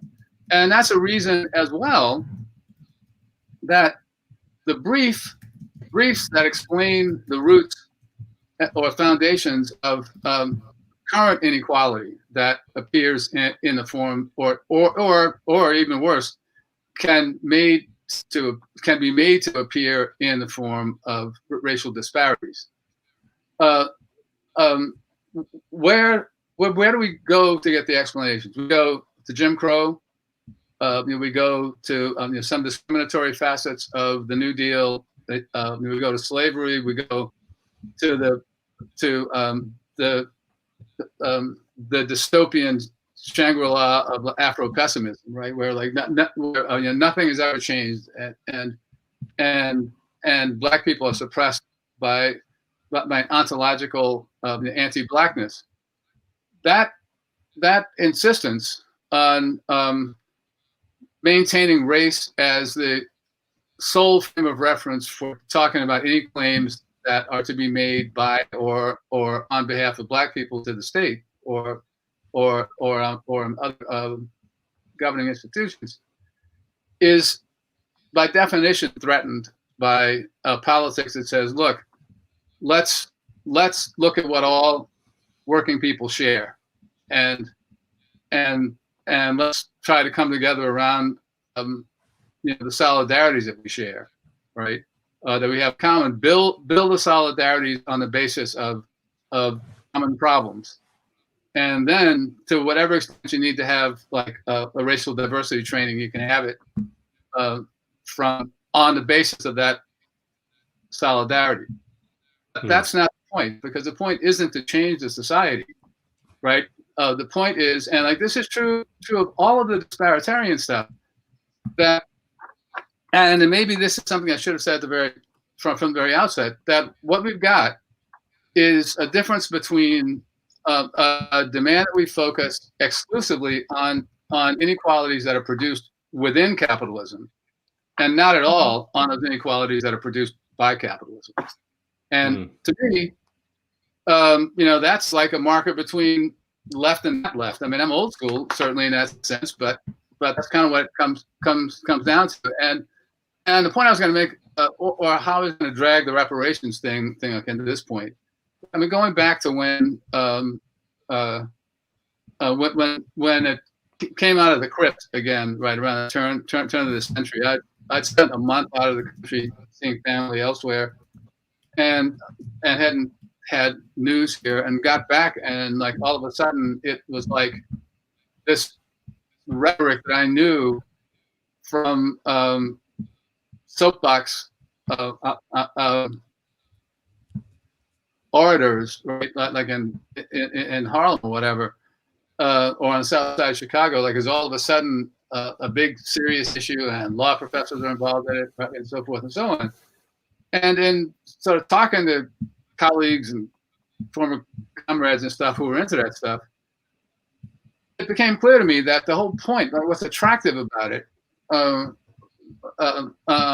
it's kind of something different for the lawyers, because this is just the kind of stuff that they do. But what's attractive about it is that it demands that we talk about inequalities and injustices that affect Black people, specifically in language of race. And some of the older hands who had come out of Black Power and the new communist movement or whatever, would ultimately admit that, right? So it's not about, and the idea even for the radicals, right? I mean, not the tin horns, but the radicals' idea was that you push reparations in part to show that Black people can never attain liberation, whatever that is, in the United States. So, but okay. I'll be quiet now. No, not at all.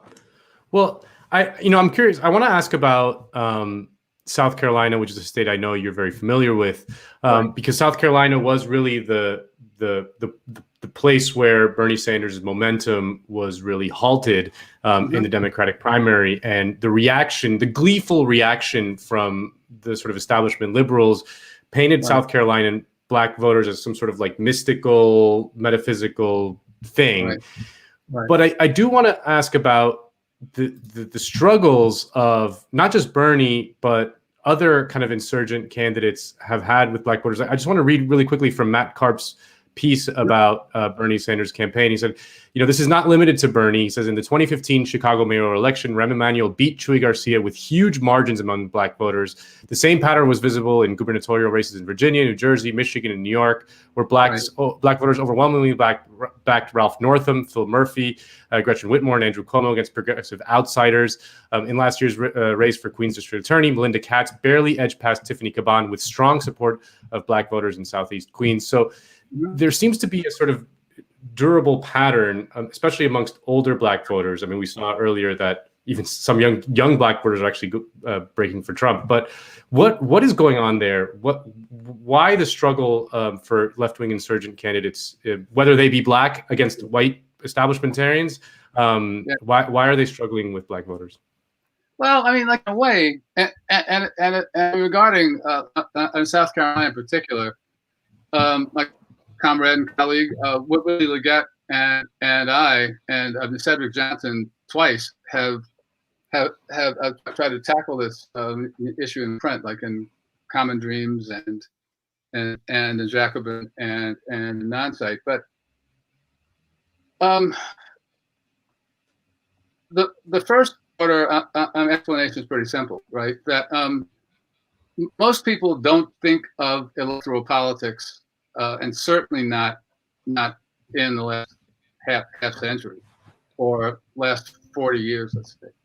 Don't think of electoral politics as the domain for expressing their political aspirations, right?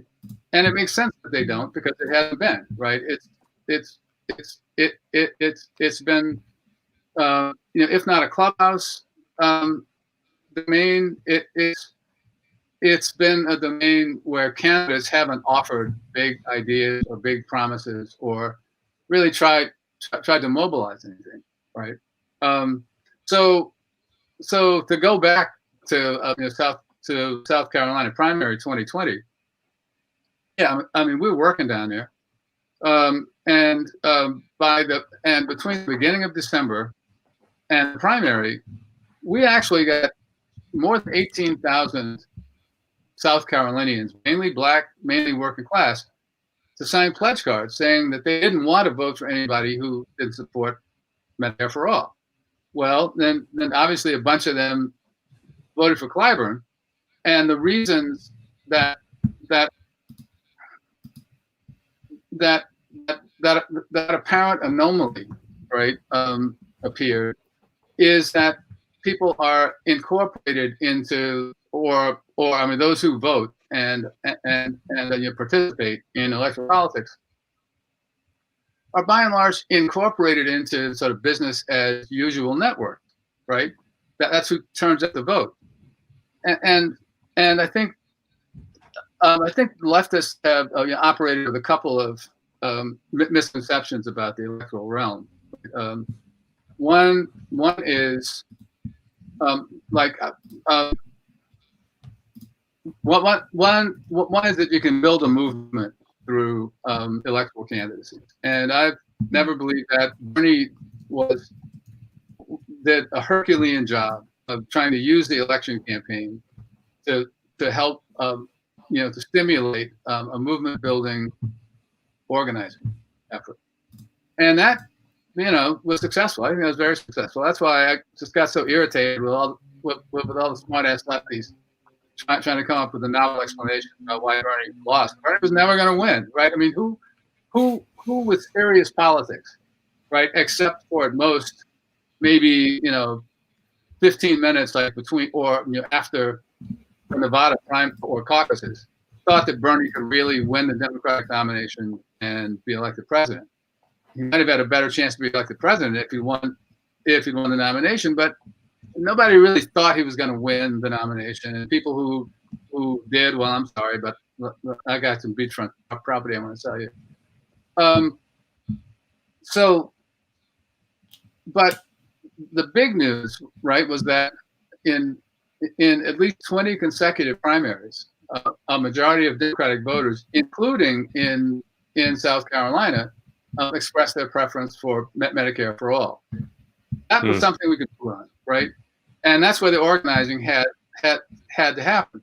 And we've been sort of complaining and grousing and feeling held back since the pandemic started, because we've still got a field operation going in South Carolina, but it's all on TV now. And that gets to the other point, right? That the thing, one of the core problems with the left, and I trace this back to the new left, even, but the notion that all we need to do is get the right ideas and a properly charismatic person and some earnest volunteers, and we can use the election or use election campaigns to knock the shackles off people's eyes, to overcome four decades of hegemonic Thatcherism, basically, right? And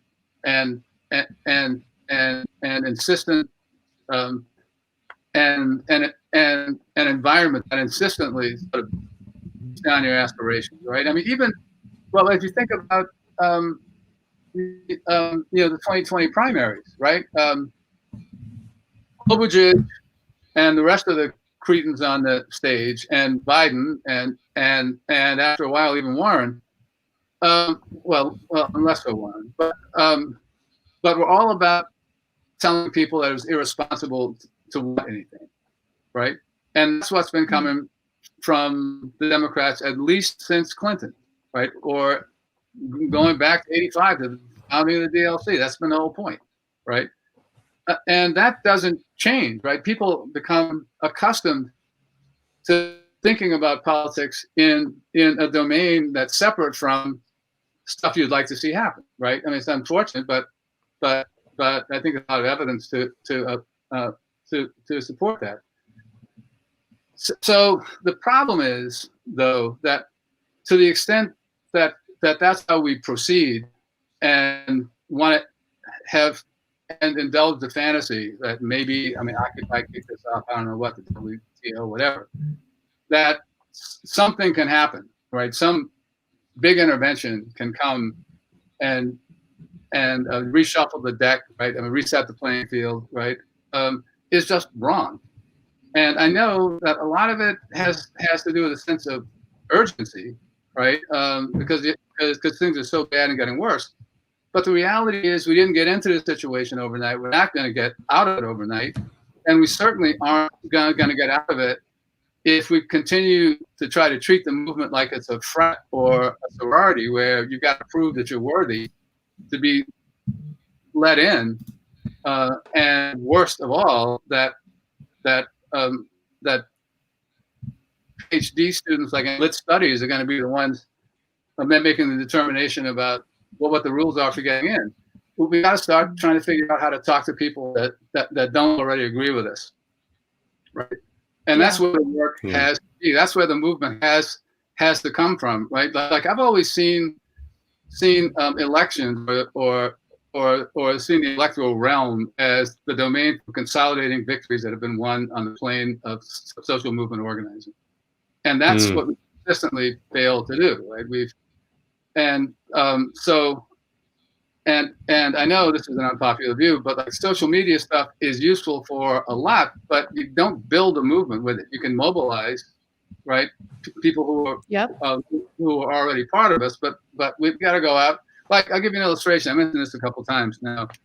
For the Sanders campaign, actually almost exactly a year ago, I did a gig at the Steelworkers Hall in Georgetown, South Carolina, just south of Myrtle Beach, about halfway between there and Charleston. And there were a few rank and file white workers there, and one guy is about 40-ish maybe, worked in the paper mill, who said that like he liked a lot of the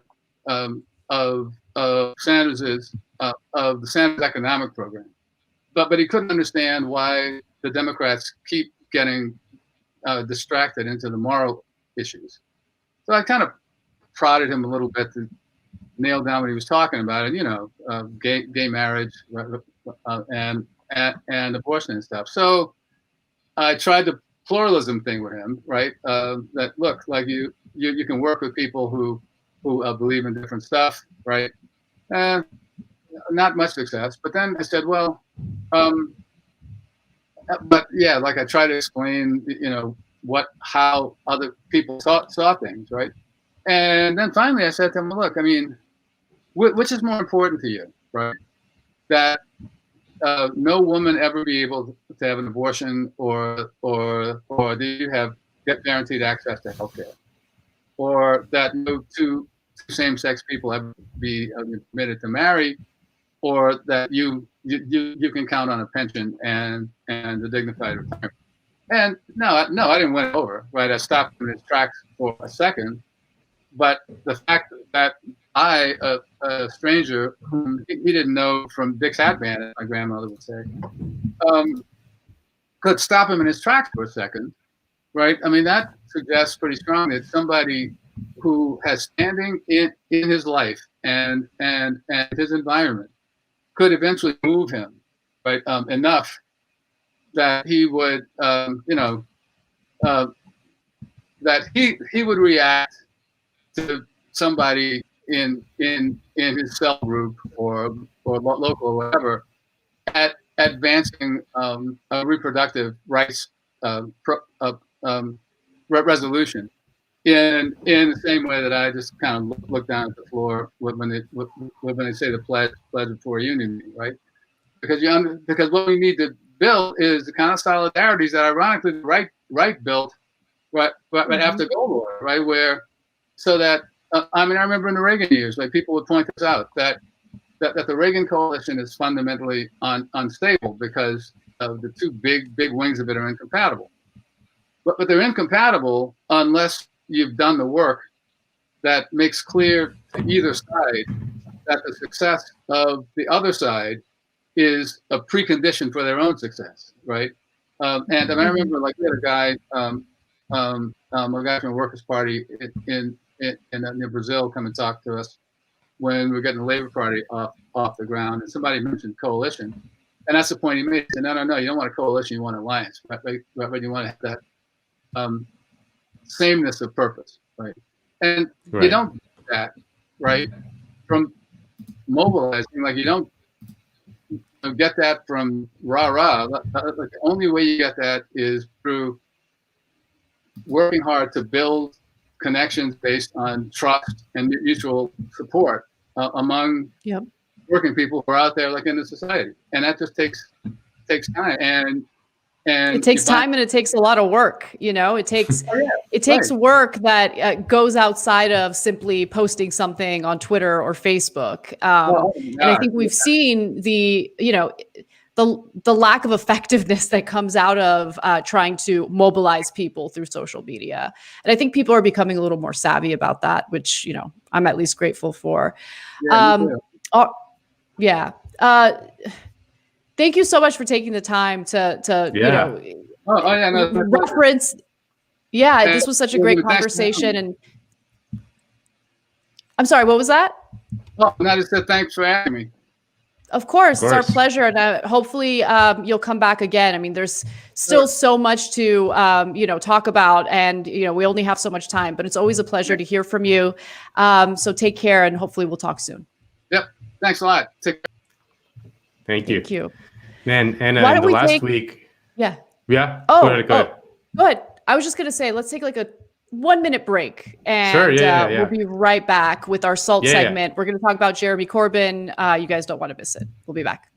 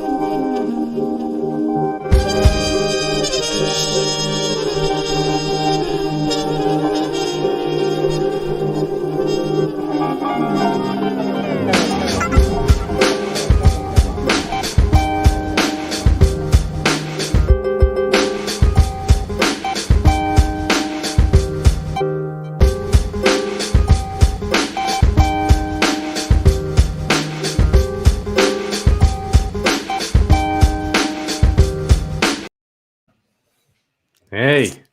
All right. You know, Anna, I Hey. half expected you to come back dressed, in costume. Oh no, I mean, I'm not that fun. I needed to like eat something really quick because I was like getting super lightheaded.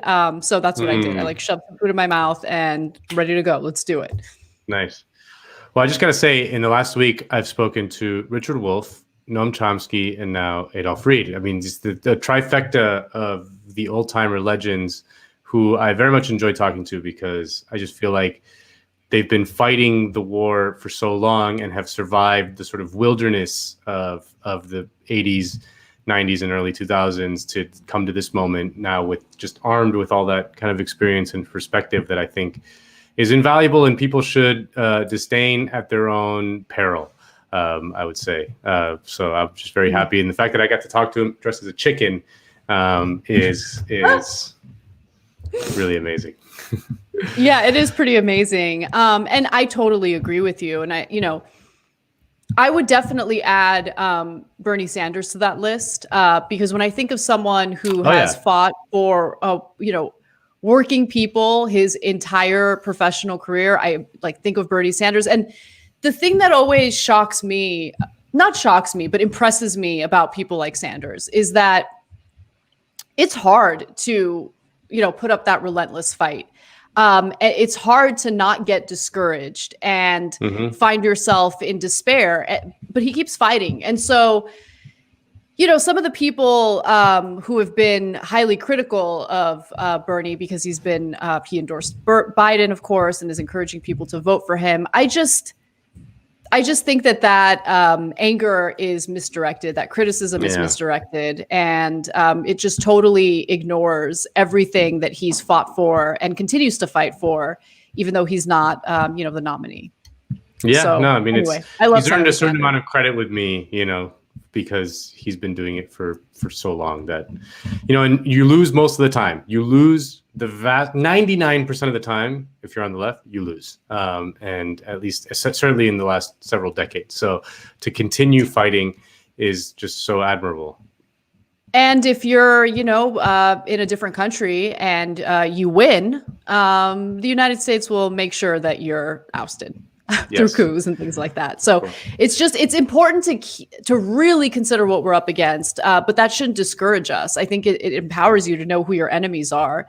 And it also empowers you to learn from history, which is, what I loved about Michael Brooks's show, The Michael Brooks Show, which still exists and you guys should still watch it. But he did such a great job in focusing carefully on what has worked for the left in other countries. And, trying to encourage people to implement those types of strategies. Yeah. So history is your friend. Yes. And absolutely. Yeah. Anyway.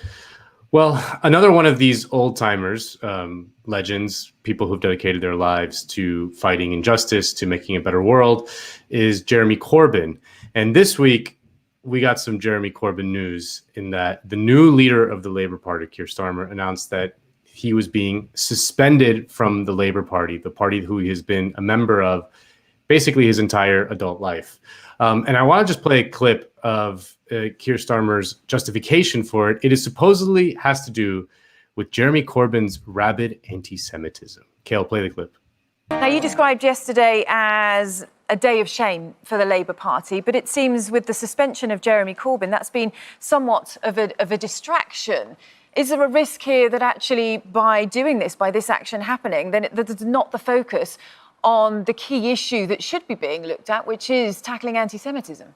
Well, let me just set out what I had hoped would happen yesterday, because the findings were shameful, and I thought it was absolutely right to accept the findings in full, to accept the recommendations in full and be absolutely committed to carrying out those recommendations with the Commission, and to apologise for the hurt and grief that have been caused to our Jewish communities, our Jewish members and supporters.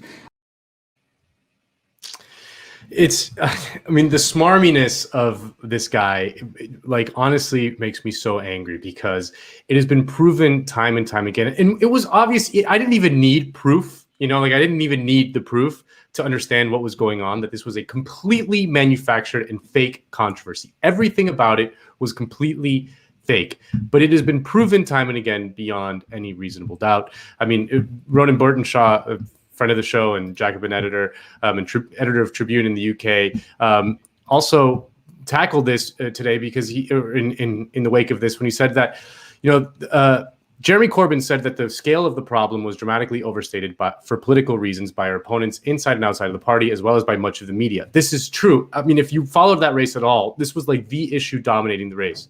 This is undoubtedly the case. But as we know from the leaked report, so there was a report from inside the Labour Party that was leaked.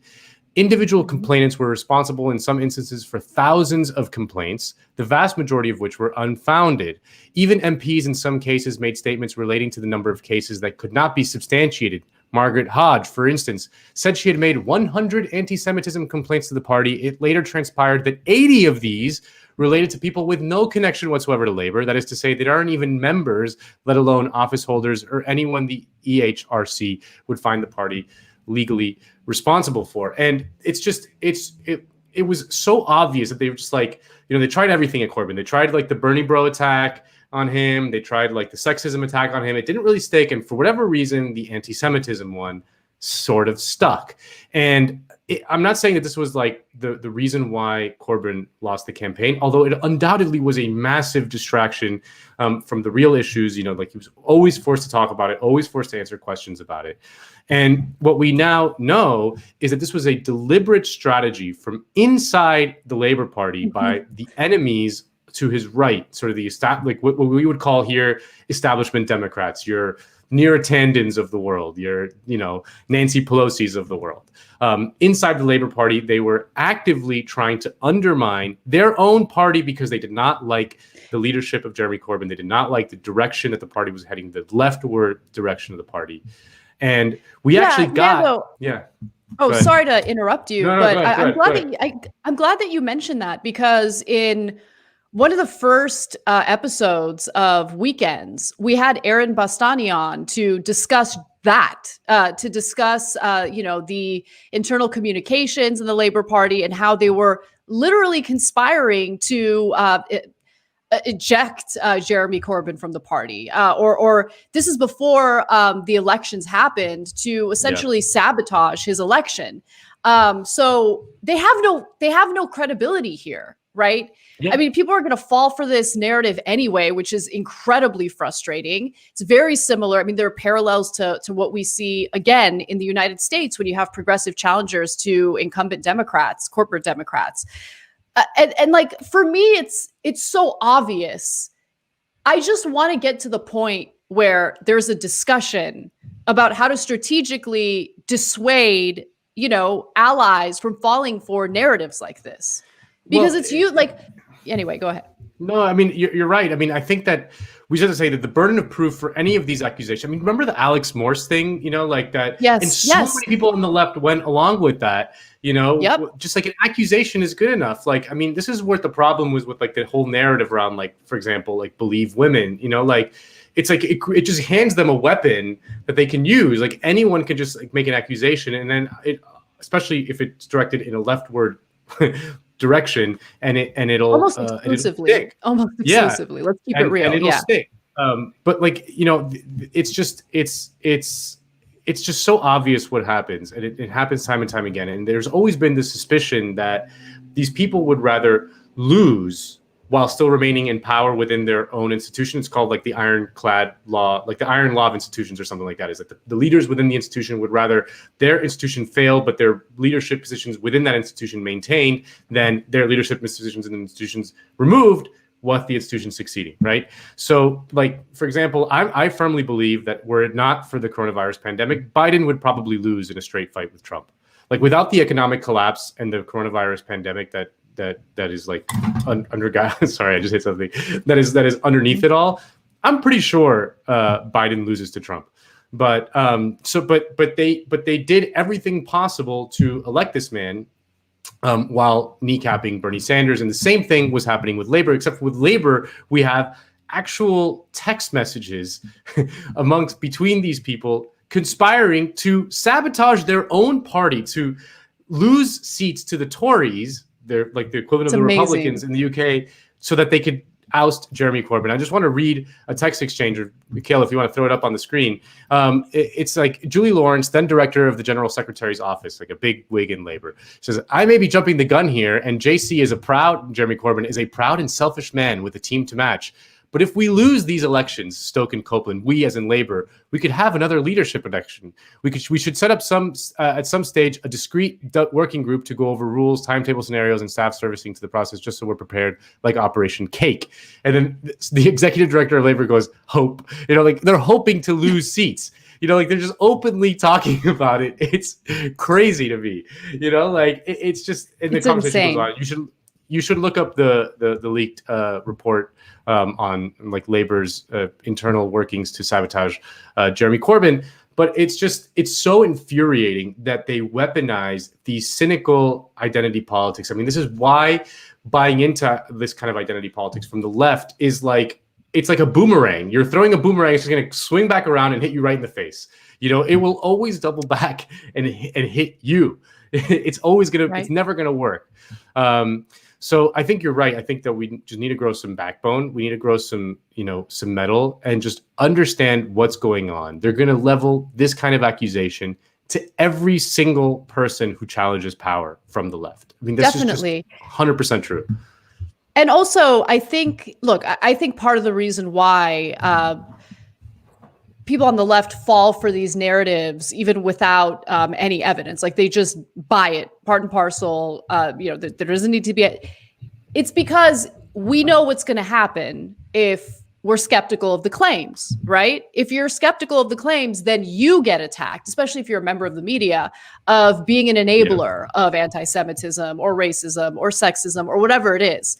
But you're right about the backbone, because the people who are usually using these types of accusations do it in bad faith. They do it because they want to destroy an incredibly popular message that resonates with people, but goes against their own vested interests, right? So let's be aware of who the enemies are. Let's be aware of how disingenuous these accusations are. And the most important part is, let's just wait until we actually see some evidence of what's being claimed. Yeah.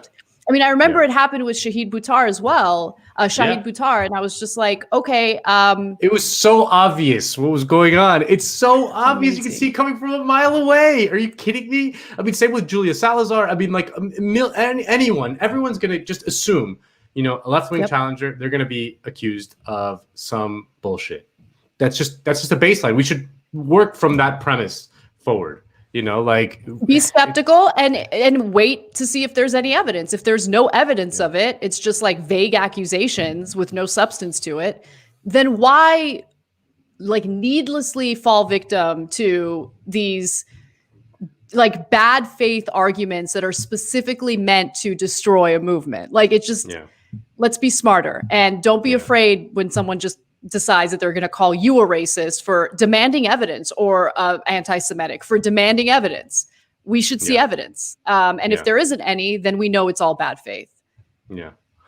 Should we bring Kale on? I mean, I think the people are going to get restless if we don't bring Kale on, I know. Hey, people love Kale. Oh, Kale! You're looking extra hot, You Kale. look fantastic, Kale. Just a fading starlet. We're almost done with Jacobin YouTube, guys. Yeah. This is we're in the Kale, twilight you ready? era. Are you ready for your close-up? Hell yeah! Oh my God, this is for the Jacobin OnlyFans, man. Cross-dressing Kale that would. I mean, you want to rake in some dollars? That will do it. It's me. That and Nando. headband. Where'd you get that headband from? It's from a friend. It's from a lady friend. It's from a lady friend. Kale. I love how I'm like the boring one who's not wearing a costume. I put this together at like 1 a.m. Okay, so what were you doing with a lady friend at 1 a.m., dude? That's past your bedtime. It's watching a movie. Speaking of which, yeah, you I wanted to ask you two, what is your favorite spooky horror movie? I know what Anna's gonna say. I thought of something. Okay. You thought of something? Okay, go. Mm-hmm. What do you got? I like the first Chucky movie. Actually, I did first like Chucky it. movie. Wow, that is the last. That is the last thing I would have ever predicted. So the reason why I say that is because I was way too young when I saw the first Chucky movie. I think I was like maybe 6. And I remember my aunt came over and my mom was distracted and like it came on the TV. So this was it was already out in the theaters. It made it to television. And it was the first time I was ever exposed to anything scary. And it gave me nightmares. And now when I go back and I watch it randomly and weirdly, it gives me like fond memories of my childhood. So it did its job. It scared me. But now I think about it and I get nostalgic about my childhood because I had a pretty good childhood. So I would say the first Chucky movie. It's a good answer. You know, to me, I think that my favorite horror movie is probably The Shining. I actually didn't see it as a kid, or like it was like one of those kind of like overlooked things for me. Like I saw it as an adult, like way later than I probably should have, and I was like, it was so much better than I had anticipated or even thought it could have been. I love The Shining, but the other movie that I think gets forgotten a little bit because at the time it was like a huge phenomenon. But it feels a little dated because it was so specific to a certain moment in time, was Scream. Do you guys remember how big, well, you don't remember, Kel, because you're a kid. That's what Christian said. Yeah, do you remember how big Scream was for the people in our generation? It was everything. 100%. Yeah. But why? It's actually kind of clever. Why was it? Because it was kind of like had like a winky kind of knowing thing about like it was like deconstructing horror movies and things like that while being a horror movie at the same time, like the whole like I'll be right back. Well, I think it's the teens who have already watched in the 80s and the 70s all the slasher films now being so they know the tropes. Yeah. So what about you, Kale? You stole my answer because The Shining is my favorite movie of all time. I'm one of those nerds. It's so much better than people realize. Yeah. No, it's like, I mean, it's not like the most perfect movie, but like that's not your favorite movie. No one's favorite movie is the most perfect movie. Which is Roger Rabbit. Roger Rabbit is an amazing movie. It's a great movie. No, but The Shining is my favorite movie, and it's just like the all-time best horror movie. But so to give a different answer, the most recent horror movie that I thought was phenomenal, that I just finally got around to watching, is The Brood by David Cronenberg, who, if you're not familiar with Cronenberg, he's just like... I actually just watched A History of Violence like a week ago. Not for the first time, but it's a good movie. Yeah, no, Cronenberg's one of the all-time best. And he's known as like the body horror, like the gory, like it's, gross body things, and there's obviously there's some of that in there, but like actually when you watch his movies, like it's usually very tasteful, or it's like very like it totally makes sense within the course of the movie. I mean, the most disgusting thing is probably in Scanners when the head blows up, if you're familiar. But yes. In A History of Violence, Viggo Mortensen does like the thing where you like break, like when you're trained to kill someone with your palm and you like push their nose, and the guy's nose like goes like he like basically rips off his nose, and you like see he like shows the whole thing. It's pretty gruesome.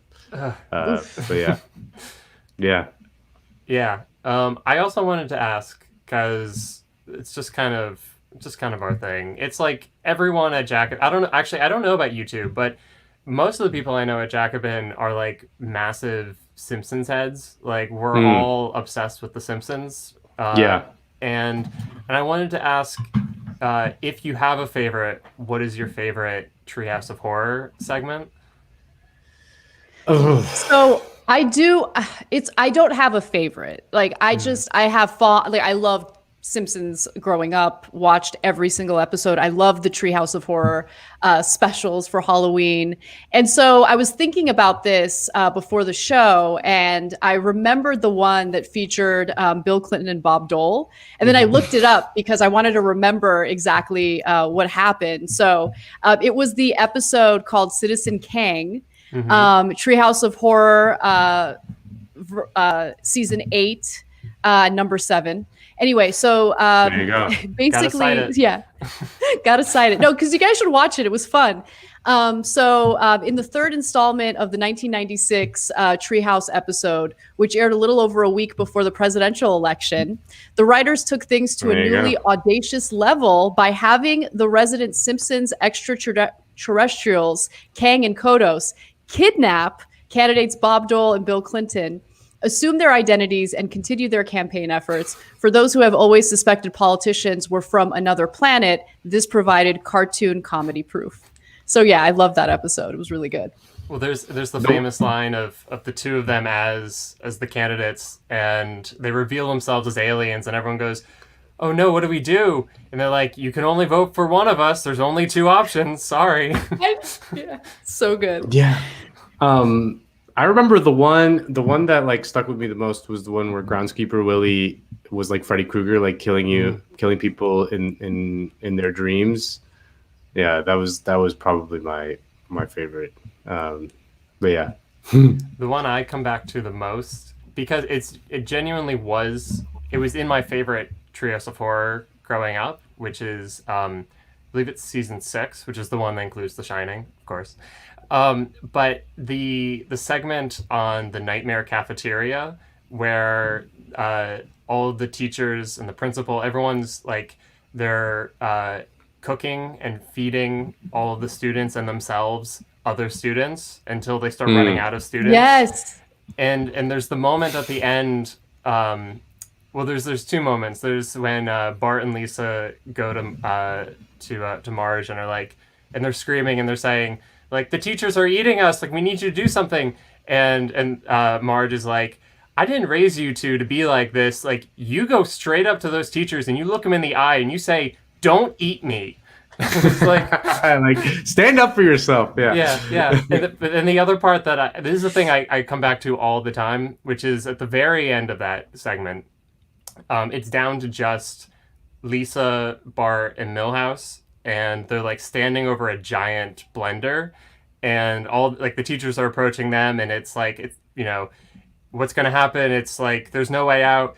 And I think I forget if it's Bart or Lisa, but one of them says like, well, I'm sure we'll think of something to get out of this situation. And then Milhouse falls in and gets grinded up. And then they, there's like a moment of fear, and they say, well, I'm sure nothing bad would happen to the two Simpsons children. And then they too fall in. And it's like this feeling that on the left, I'm sure many people feel this, when things couldn't possibly be worse. And you think, there's no way that it could get any worse than this. And of course it always does. And the takeaway, the upshot, the positive upshot, is that that's what it's like being on the left, and you have to condition yourself to that. You're going to fall into the blender, and you have to get back up, because we can't exit this fight. Like, sorry, I didn't mean to make it all moralistic. The episode rules. No, I love that. In fact, like, as we're having this conversation, because it's been a long time since I've watched The Simpsons, like, I want to go back and watch, you know, all these episodes that, you know, I was watching as a kid, and just kind of interpret them in a different light. Because The Simpsons was incredibly political. It definitely went over my head as a child. So maybe we do a new segment where we, like, you know, really look into the political messaging in some of these episodes. I could probably get a Simpsons writer on. I have a way. Yeah, I love it. Classic era. Let's do it. I could probably do it. I have a way in. If Biden wins, I'm sure we'll have some time to kill. There's no rush, right? No rush. Yeah.